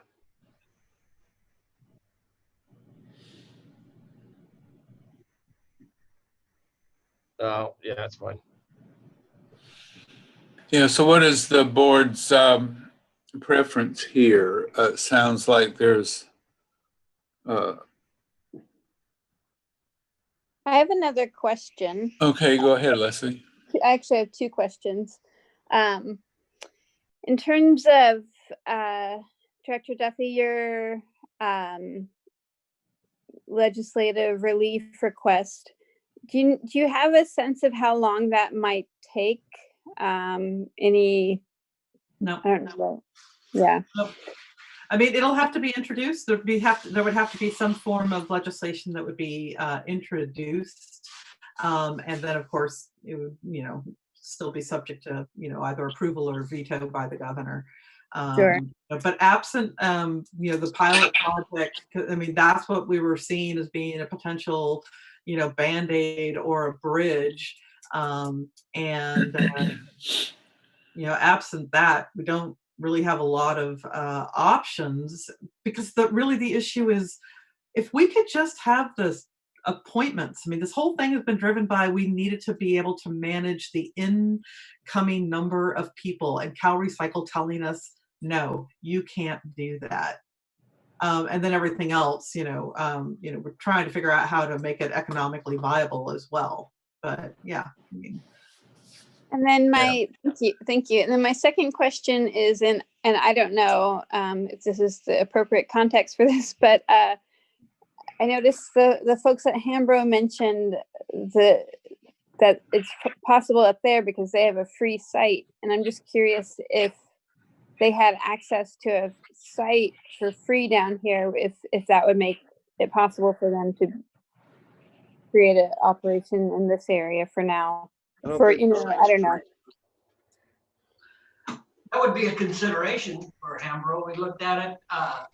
A great model to look at, I think, because I'm a market guy, is to look at what's happening in Redding. Bigfoot Recycling pretty much handles all of the North Valley. They have one spot where they're doing their baling and handling the product. They have trucks running in and out of that. That was my model that I imagined for Humboldt County that would work. I'd like Mr. Bowen to come up and take a look at our facility. I think he might be able to add something to ours, as well as what I think could work down in Humboldt County. You could do that in your free time, Rex. Oh, I'm familiar with, I'm not familiar with their recycling. I'm familiar with the operation where it's at and stuff, but yeah, and that's fine. I think there's a way around it, but all I'm saying is, before we write, and I know that a recycling advocate assemblyman in LA would love a letter from us, and I'm sure that would probably get them up, push them over the edge.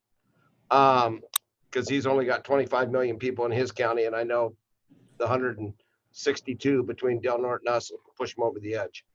I'm just saying, and then you can find out which ones they are. I'm just saying our state officials that we have now are Woods and McGuire. I mean, you've had Woods at the facility. McGuire has initiated 2 different meetings, and Chris Nielsen a couple more with Cal Recycle. So they are humping it. They're doing their job. I mean, I've been talking to them on a weekly basis, probably for 2.5 months. They're as frustrated as everybody that we've got to this point. They really thought we had a shot at the pilot program. And with that, we didn't, I guess. So I'm just saying, yeah, I'll come take a look at the site. I'm telling you, if we get something, we can do a pop-up down here for you, and you guys come down here 3 days a week. I'll find you a site, and you come down 1 day a week. Will be A through L, so it's not appointments. They can just get in the line. Appointments be a pain in the ass. Are you 1010? Are you 1015? And then do it alphabetical if you guys want to, and I'll find you a location if we have to. We'll have to figure out covering and everything else, but there are some locations. Most of our mills are turning into cannabis operations, so they're recycling green plants. So, but there are locations. So It's worth Yeah, it. well, it seems like, well, let's see, Leslie has a comment.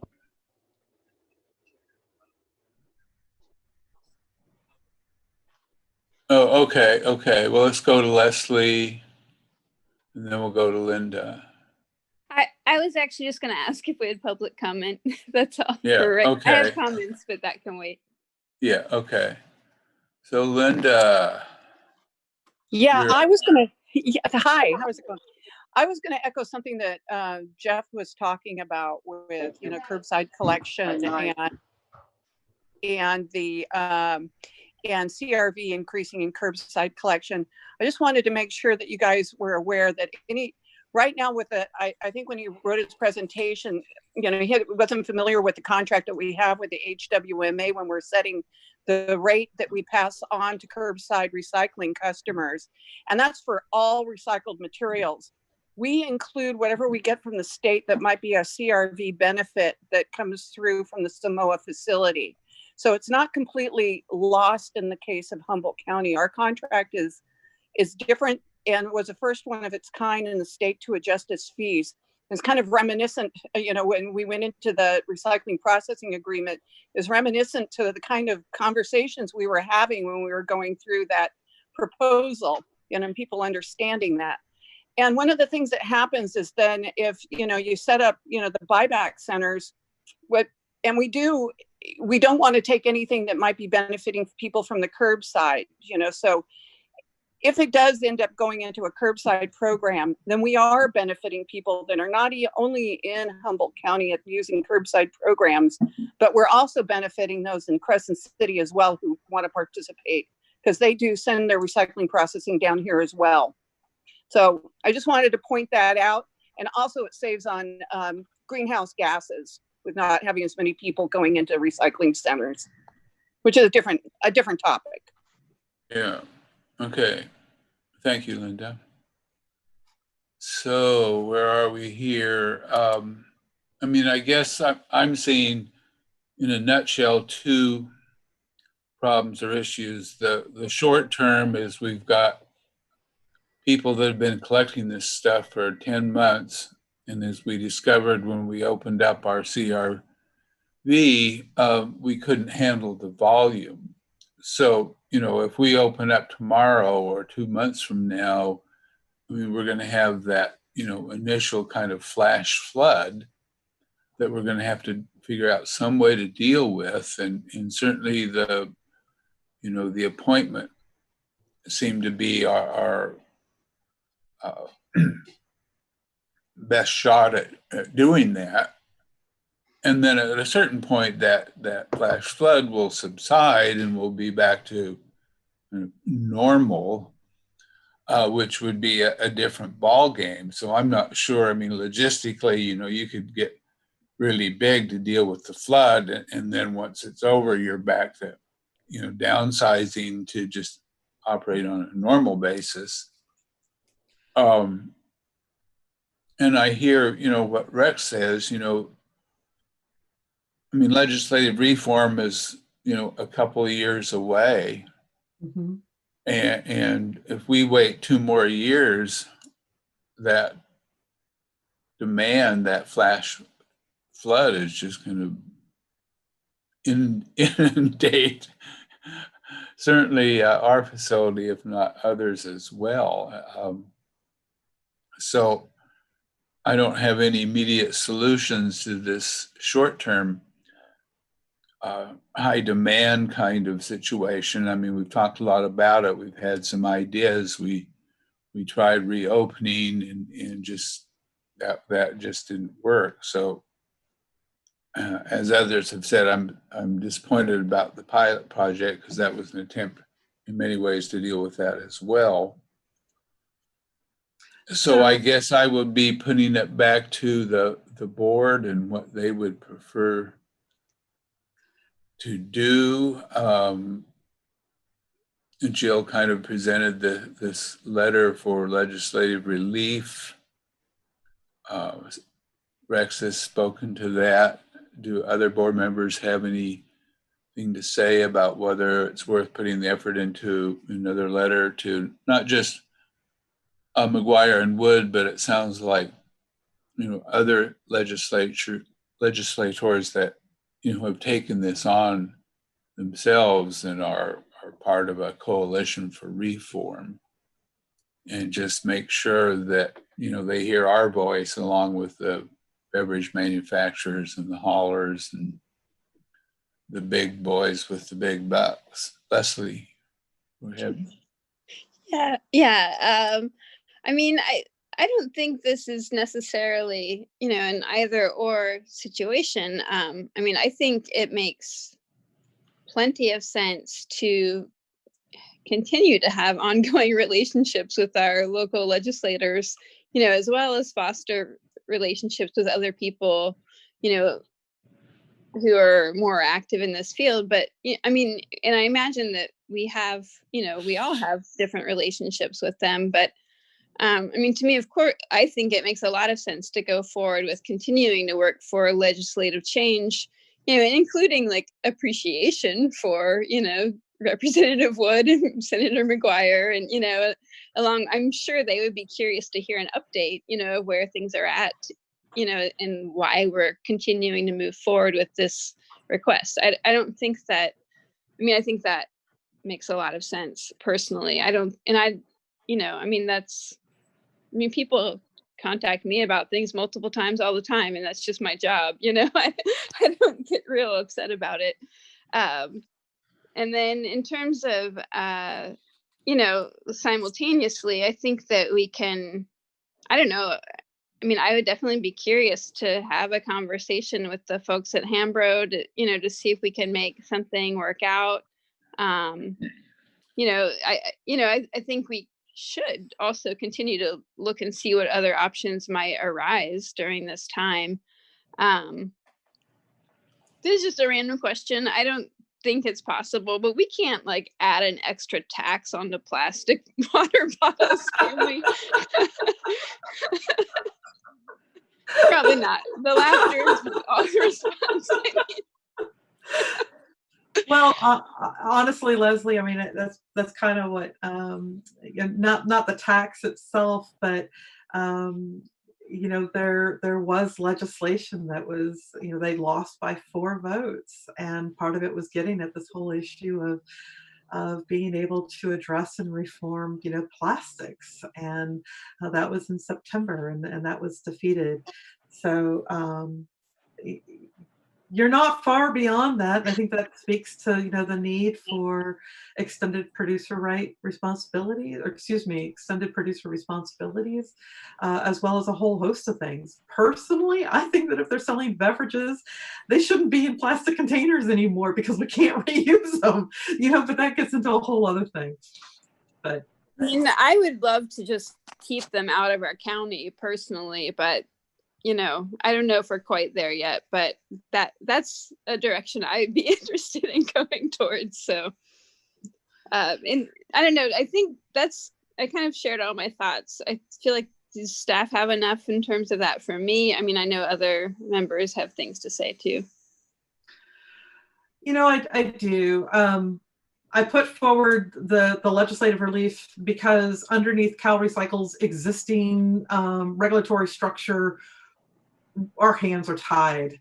And just simply because any one of us trying to reopen is going to be confronted with just a lot of people coming in. The regulatory structure is that you cannot tell people, no, you can't come. You cannot tell people your license plate is ending on an odd or even number. You cannot come in. It says that it's available and open for anybody who wants to come in. And I've had conversations with Bear River now. I've had discussions with representatives from Hoopa Valley Tribe and a number of other folks. And they're all like, well, maybe we can just do our people only. And it's like, that's not the way the state CRV program is set up. It's everybody.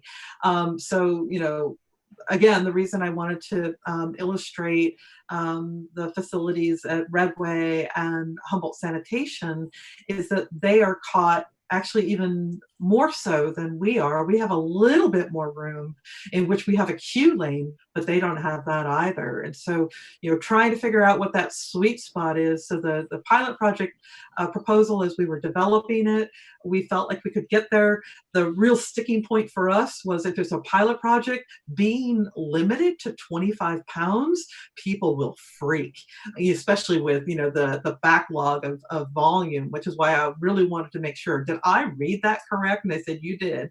And yes, you'll have to abide by that. So clearly, even if we had a slot and we could have been awarded, we still would have this issue around a lot of material and people having to make appointments for a long period of time before they could get rid of that backlog. Okay. You know, so finding something that maybe has temporary legislative relief to enable us to open and manage. The only way that's going to happen, according to Cal Recycle, is if there is legislative action that is taken. That is the only way in which they will amend any of their rules. So I don't know another path, you know, forward. And I will tell you that I've spent, you know, months to the tune of there are a number of other, you know, projects that are currently being neglected because we just simply don't have the time. So if you guys have ideas, we certainly, you know, will continue looking for things, but it really is a legislative relief that we need. Yeah, well, it seems like classic tail wagging the dog. You know, like we've spoken before, I mean, this is really Cal Recycle's problem. And we get stuck trying to make it work. No, it's our problem. They have the fix. Yeah, yeah. It's not their problem. They're not getting phone calls from people every day. Well, they are, but not from our people. Oh, they're getting them. They tell me that we have really mean people up here. Well, that's true. Well, anyway, I mean, if you guys want to write a letter, go ahead. I don't support it. So if you're going to do it, so go ahead, write it. Rex, if we don't write a letter, are you saying we just put out a public service announcement saying we in Humboldt County are not going to provide any CRV redemption services, and that's the reality, and sorry about that, but that's the way it is in the foreseeable future? Tell there's a legislative fix. Yeah. And I mean, we could write letters to our legislators or the recycling friendly legislators and say, hey, we need this, but that's not going to drive the bus, Michael. I mean, we're pissing in the wind. That's not going to that's not going to change their outlook at all. We need a legislative fix. We need to explain it to people, and that's all it takes. We can go back to our boards and ask them to write letters, and our staff can write letters, because God knows they don't write enough letters and don't have enough shit to do. But I'm just saying, our electeds are already getting enough letters, and unless they're completely out of touch. I mean, I talked to Rebecca from McGuire's office. I talked to Chris, talked to Paul from Woods' office, and talked to Woods and talked to McGuire. If they don't know we've got an issue up here, because I guarantee you in the last 3.5 months, I have not talked to them about one other issue up here but CRV. because I'm trying to put that in the forefront. So if they don't think it's an issue, and maybe they just don't like my ass and they're not doing it because they don't like me, maybe everybody else should call them. Maybe we should write a letter. But what I'm saying is they're fully aware there's an issue up here. And until they get their counterparts who control the House and the Assembly and get some of that $1.7 billion out of Cal Recycle and get it doing what it's supposed to do and taking, I guarantee you that silly law about appointments, they would not close us down if we broke it. But we can hang our hat on it and everything else. That's why pilot programs are made, is to change those silly little things, because that does not have to change, but you can change the parameters. You can't change the spirit of the law. So what I'm saying is, I think everybody personally should get on the horn and start calling them if you want. They're fully aware. If you guys all want to write letters, that's great. Letters not going to do any good. I made 2 texts to guys asking if I can have 5 acres of their land 3 days a week for a few months for Hambro, or however long they want, because there are a couple pieces of industrial property around that aren't being used till somebody starts doing cannabis on them. So. Okay, so you're actually going to pursue that? Michael, give me another option that we've heard about tonight that will actually get us to the promised land other than writing another letter. Yeah, no, I'm hearing you. That's why I'm asking you. Are you, as a supervisor, going to pursue that, or do you think we, as Waste Management Authority, should be? Got 73 acres in your backyard that aren't being used right now because of COVID. I mean, I'm just telling you, we got 73 acres at the Humboldt County Fairgrounds. Yeah. 35,000 of it under roof. Yeah.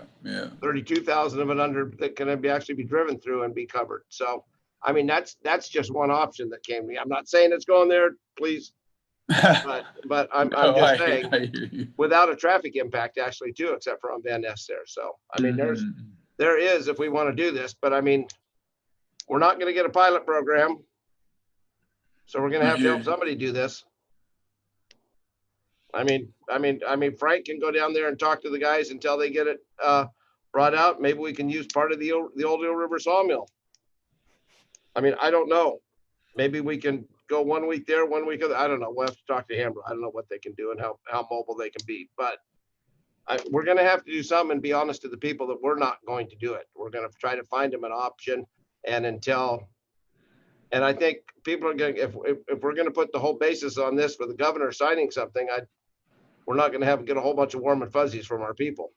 Yeah.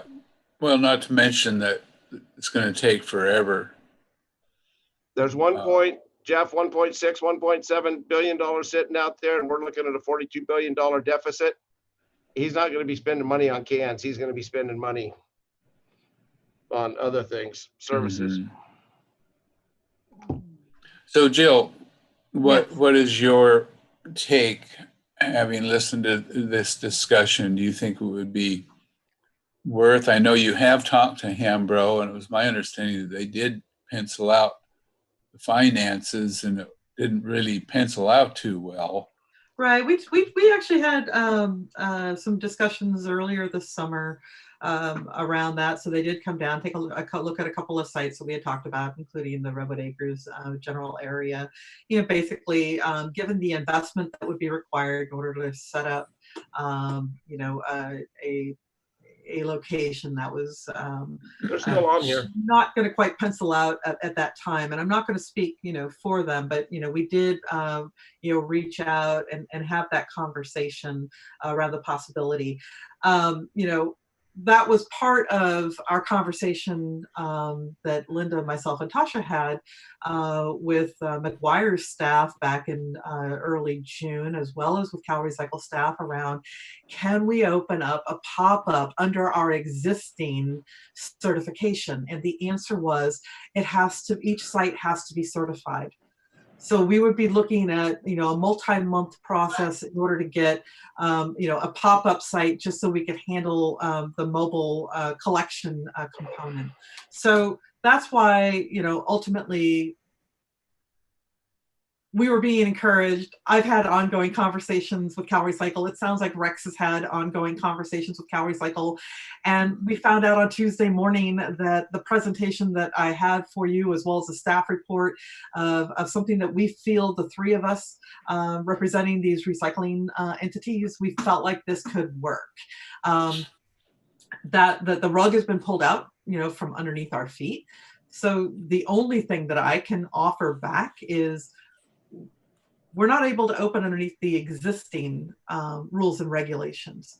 So what we need is some form of legislative relief so that we can.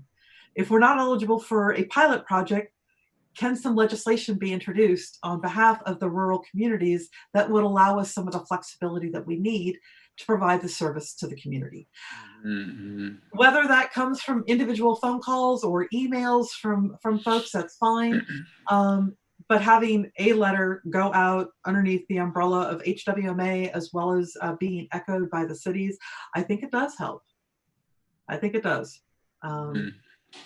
Well, I know that other letter we sent did go to like the Rural Counties Association. RCRC, yeah. And we're on top of it also. We got 37 counties going through the same thing. Yeah. So, I mean, is that group a lobbying organization or have a lobbying capacity in terms of pushing for legislation? We have somebody that does just waste management. We have somebody that does lumber, timber. Yeah, we are. It is. Are they advocating these points, Rex? Yes. The ones that we have brought forward? I'm sorry? They are talking to people in the assembly. Well, the problem is with COVID, you can't walk over to the house as much as, Yeah. The doors are locked. Right. Yeah, they are. There is constant conference because we got 37 counties going through the same thing. The other thing is I do not think we're going to be able to do this on a rural basis. I think if we try to do it on a rural basis, I guarantee you the suburban and urban communities are going to want to jump in on this. If the rurals are going to get a little bit, they're going to say, hey, we're subsidizing, which they will be.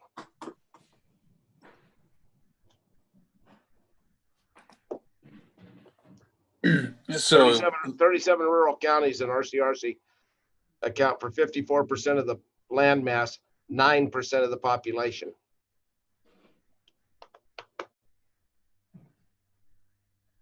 So if we were to initiate an appointment system in the short term to deal with the backlog, Rex, you said earlier, it might piss off Cal Recycle, but you didn't think they would fine us or shut us down. We're not even, you gotta remember, you guys voted to decertify. Right. And now we're gonna have to retrain. And how much retraining can there be if we were certified yesterday?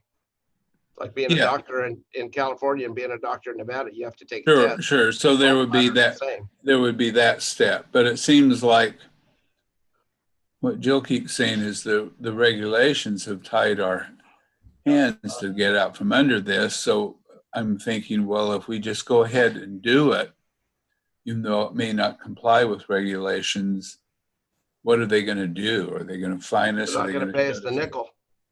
So your general counsel does not advise that this agency willfully violate regulations. Okay. I truly don't think you should even entertain that at the board level. Sorry, I see board member Castellano appreciating the irony of this. But, that wasn't my idea. Yes, it was. No. All right. From my perspective, it took us 2 months to get certified here in Crescent City. Why wouldn't you apply for certification for 2 or 3 locations in Humboldt County, Fortuna, Eureka, Arcata, or McKinleyville, and then have, again, back to the Reading model where they do all their baling they're at the Bigfoot Recycling Center. So I could foresee either Hambro or someone down there that wanted to get into an enterprise, filing to open these 3 convenience zone or whatever it's termed, go ahead and get applications for those sites within a 3 or 4 month period. You'd have that application.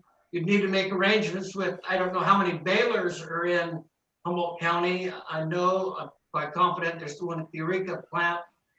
Is there one at Samoa? I don't know if McKinleyville has one or Fortuna, but any one of those facilities, it could be rented by the recycler to go in and process that. So I don't see it as an overwhelming obstacle if you want to do it. If somebody has to take some risk, or there might have to be some financial assistance for someone like us to entice us to come down and get involved in this endeavor. But it's not out of the question. I think to give up, that's the only way to find peace, is to surrender. Okay. Well, we don't seem to be getting, in using Jill's term, we're not finding the sweet spot here. Let's write some letters. That's what I got out of it.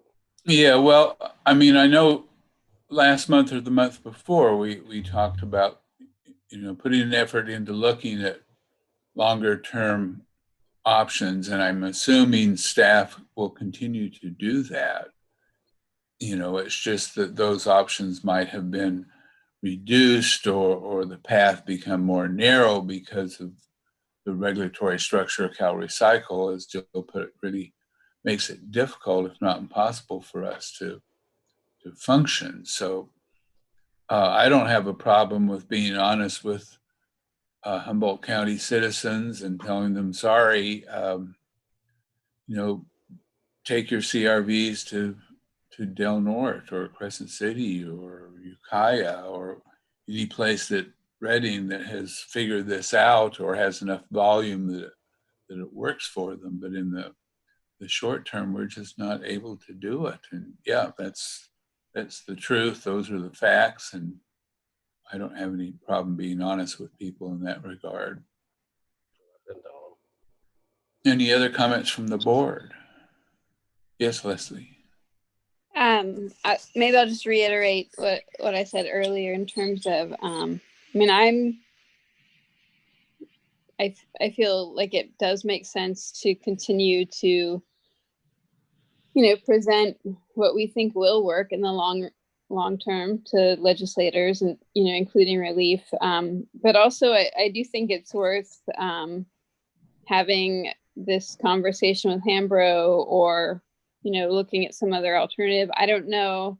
Maybe I'm curious, Rex, if this is something you want to do at the county level, or should we converse? I don't know. I guess I'm wondering if it makes sense to do it within like the HWMA board level, or if it makes sense for, how would we best go forward with that? You mean a letter? No, I think she's talking about, working at something out with Hambro or a similar organization. Is that what you mean, Leslie? Yeah. Yeah, I can deal with our public works and stuff like that, and then they can talk with your people. I've got the JPA. So basically, the JPA of HWMA was not, when it was set up, I talked to the guy that wrote it, and it was not set up for recycling. We revamped a lot of stuff and added a lot of stuff. So it's not under our preview to do recycling. We do a lot of stuff that wasn't in it originally, and now that the going's got tough, we got to find somebody else to do it because there's no money in it. So, bottom line is the money used to be good and it's not good. So nobody wants to do it, but we're still out there. We're still taking the money. I.e. Hambro says that it's successful for them. I guess, I think there's other ways we can look at it. I think we could probably put it out there. I'm going to make some phone calls to some other people in the morning. And I'm see if we can get some emergency CRV funds. We've got to do something to get this thing going. We are uncertified now. And since so we'll take 2 months, like you said, Mike, do we recertify now and take 2 months to recertify a couple locations in case we hit a sweet spot? I don't know. This is so screwed up. I can't tell. I don't know why we decertified in the first place. But with that being said, we're in this position. So So Rex, I And want and the to thing, remind you, Rex, that our certification expired in May. And we No, have been working with Calorie Cycle trying to have them do remote trainings. And so they finally have that, and they're going to be putting that in place in December. okay, great. So we'll recertify then.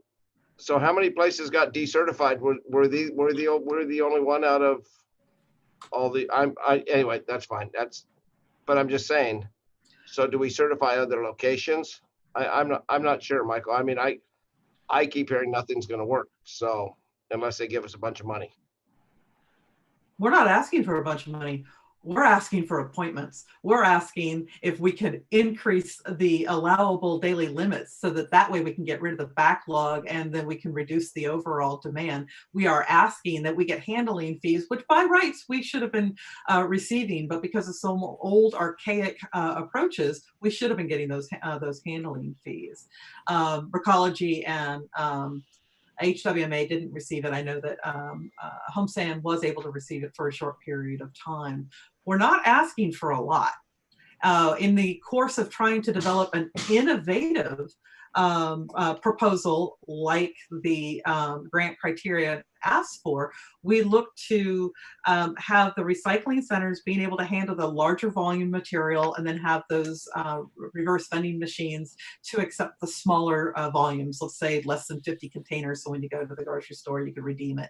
And that, we had talked about conceptually how those units would be serviced, because you're going to have somebody come in there at least 3-4 times a day in which to empty out the containers and get those. So it's no different than setting up a pilot, or not a pilot project, but an offsite collection. It's still going to require people. It's going to still require equipment, and you're still going to have to get the material back to a point where you can bale it so that you can get it into market.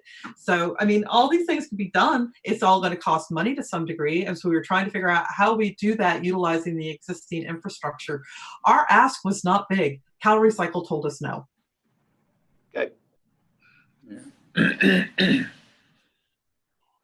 Yeah, maybe the letter should just go to Calorie Cycle and say, call us up when you gotten your legislative framework amended. My message will stay the same.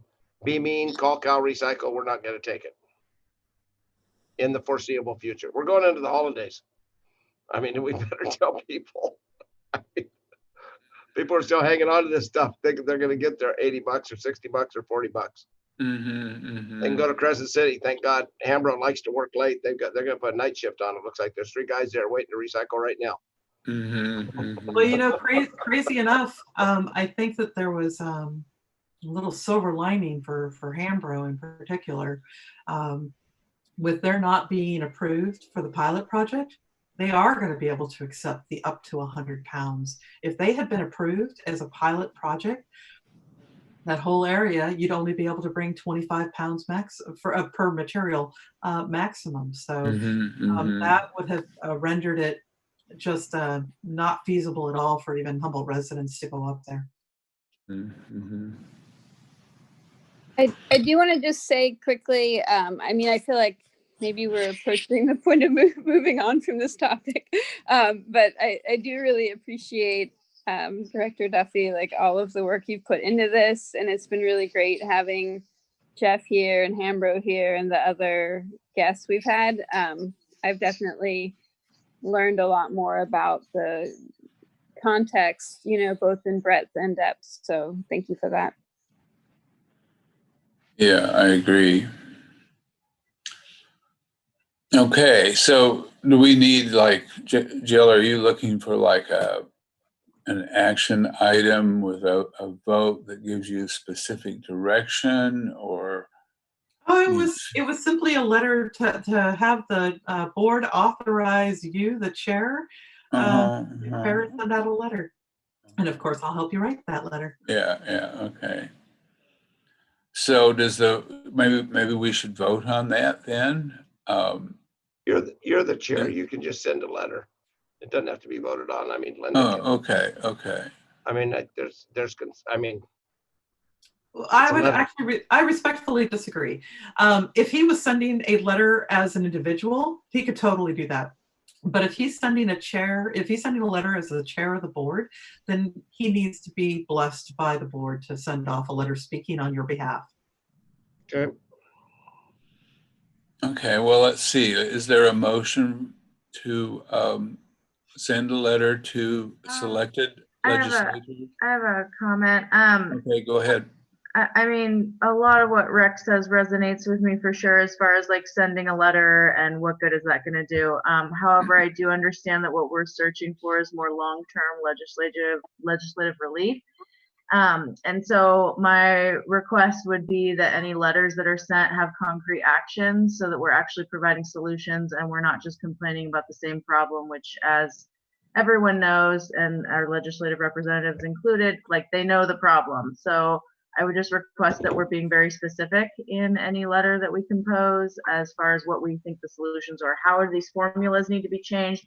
How could the pilot project be changed in terms of maybe more than 5 projects, or actually allowing bag drop or changing the formulas so that the reverse vending machines are viable? Some concrete ideas would need to be included in a letter for me to support it. And then, yeah, I guess I'll leave it at that. Yeah, no, I would agree. I think we need to stop complaining and start telling them what we need to solve this problem.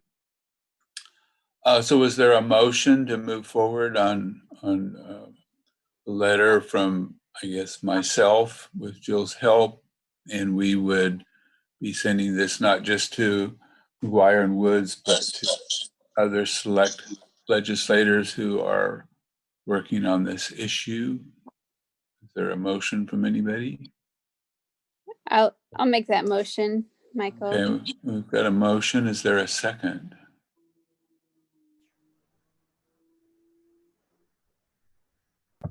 I'll second it. Is this the only action that we're going to take on this item? We're sending a letter. Is that the only thing, or are we? I think in the short term, for this evening's purpose, yes, that's the letter in general requesting legislative relief. But I hear what you were saying in terms of being solution oriented, problem solving oriented, not just complaining. Okay, and what about Hambro's suggestion about, simultaneously trying to recertify sites? I understand they're not economically viable until some of these changes happen at a larger level. Is there any direction we can take to pursue any further options, any just guidance that would help through HWMA and the board to do something like at the same time that we're trying to go for larger scale change? Or what are the thoughts on that? It will be the responsibility of the recycler to get the certification. So if Hambro is wanting to do this, it'll be their responsibility to secure the certification. Okay, so you provided a second, Elaine? Is that correct? Sure, I'll second writing letters all day long. So we have a motion and a second. Tyler, are you still with us? Go down the roll call, please. No.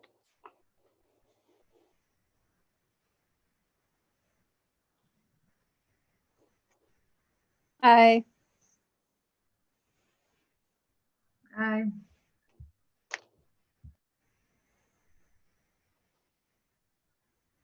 No. Aye. So that was 3-2. Yeah, okay, so the motion carries. This has certainly been a good discussion, overwhelming as it may be, complex as it may be, but appreciate all your time, and especially our guests and their input on this discussion. Let's move on to the next item for this evening's agenda, which is board member reports. Can we go down the roll call list again, Tyler, please? Yeah, I've been getting lots of phone calls about, we already talked about that. I'm done. Go ahead.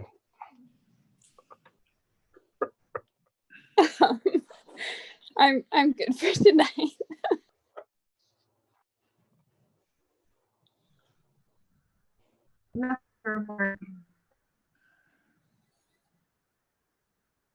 Nothing to report. No, I have nothing to report either. So next item on our agenda is the executive director's report. So we're back to Jill. So if you all thought that CRV was fun, wait till you hear the next item. Treated wood waste. Earlier this week, HWMA received notice that starting January 1st, treated wood waste must be handled as hazardous waste. And this is a result of a bill that was vetoed by Governor Newsom in September. However, following the veto, there were continued efforts to enable the extension of this legislation, and those discussions in the legislation to allow that material to be disposed of as incidental waste has now failed.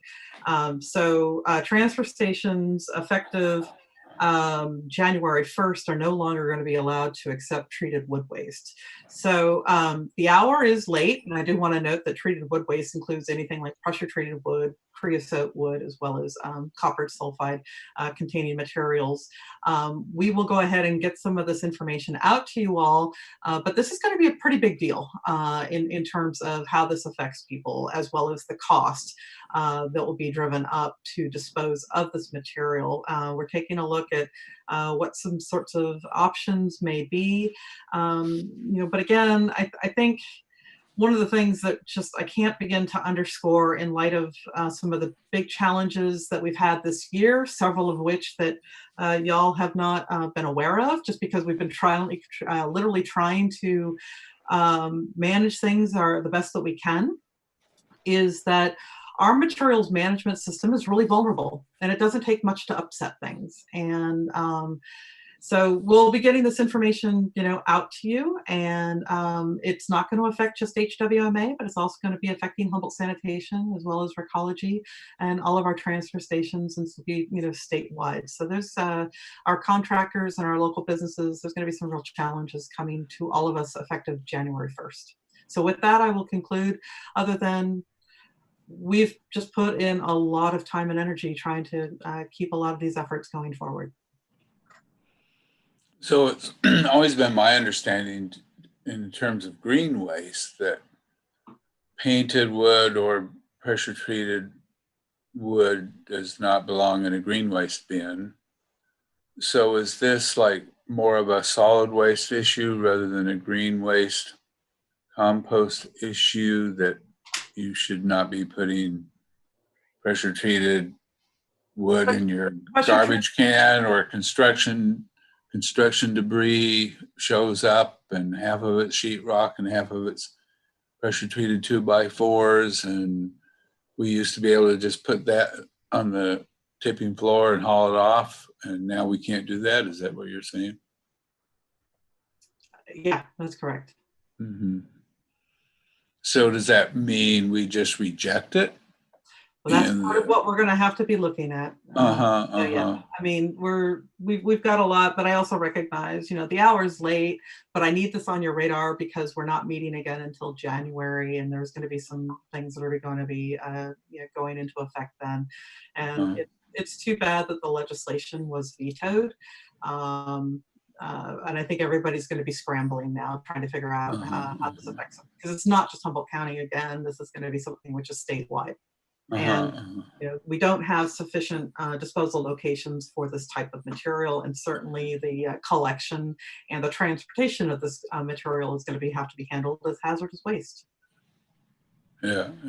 That's far so more. Is a lot of the fire debris, when homes are burnt and that debris is collected and hauled off? I remember, I think it was Dry Creek was talking about that a couple of months ago. I mean, is that considered toxic or hazardous? They have to go through, and DTSC and CalRecycle has developed screening mechanisms to determine whether or not material will be allowable for certain types of landfills, and then the landfills themselves depending whether they're in California or Oregon, they may also have criterion which they have to meet for the disposal of that material.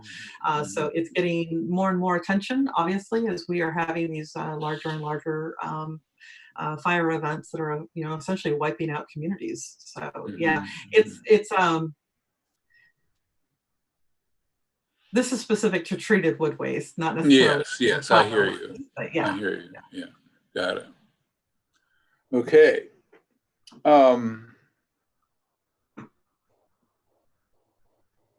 It looks like we have another closed session scheduled. Is that correct? Item 8. we do.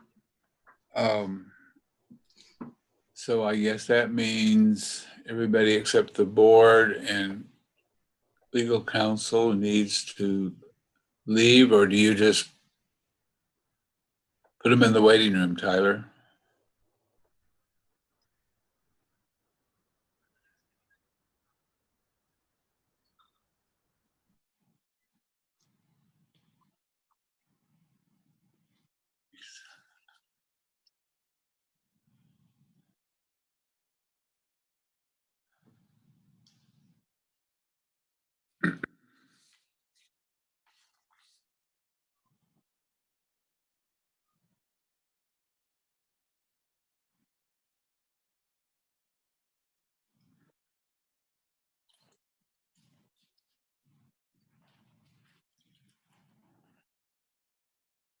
Okay.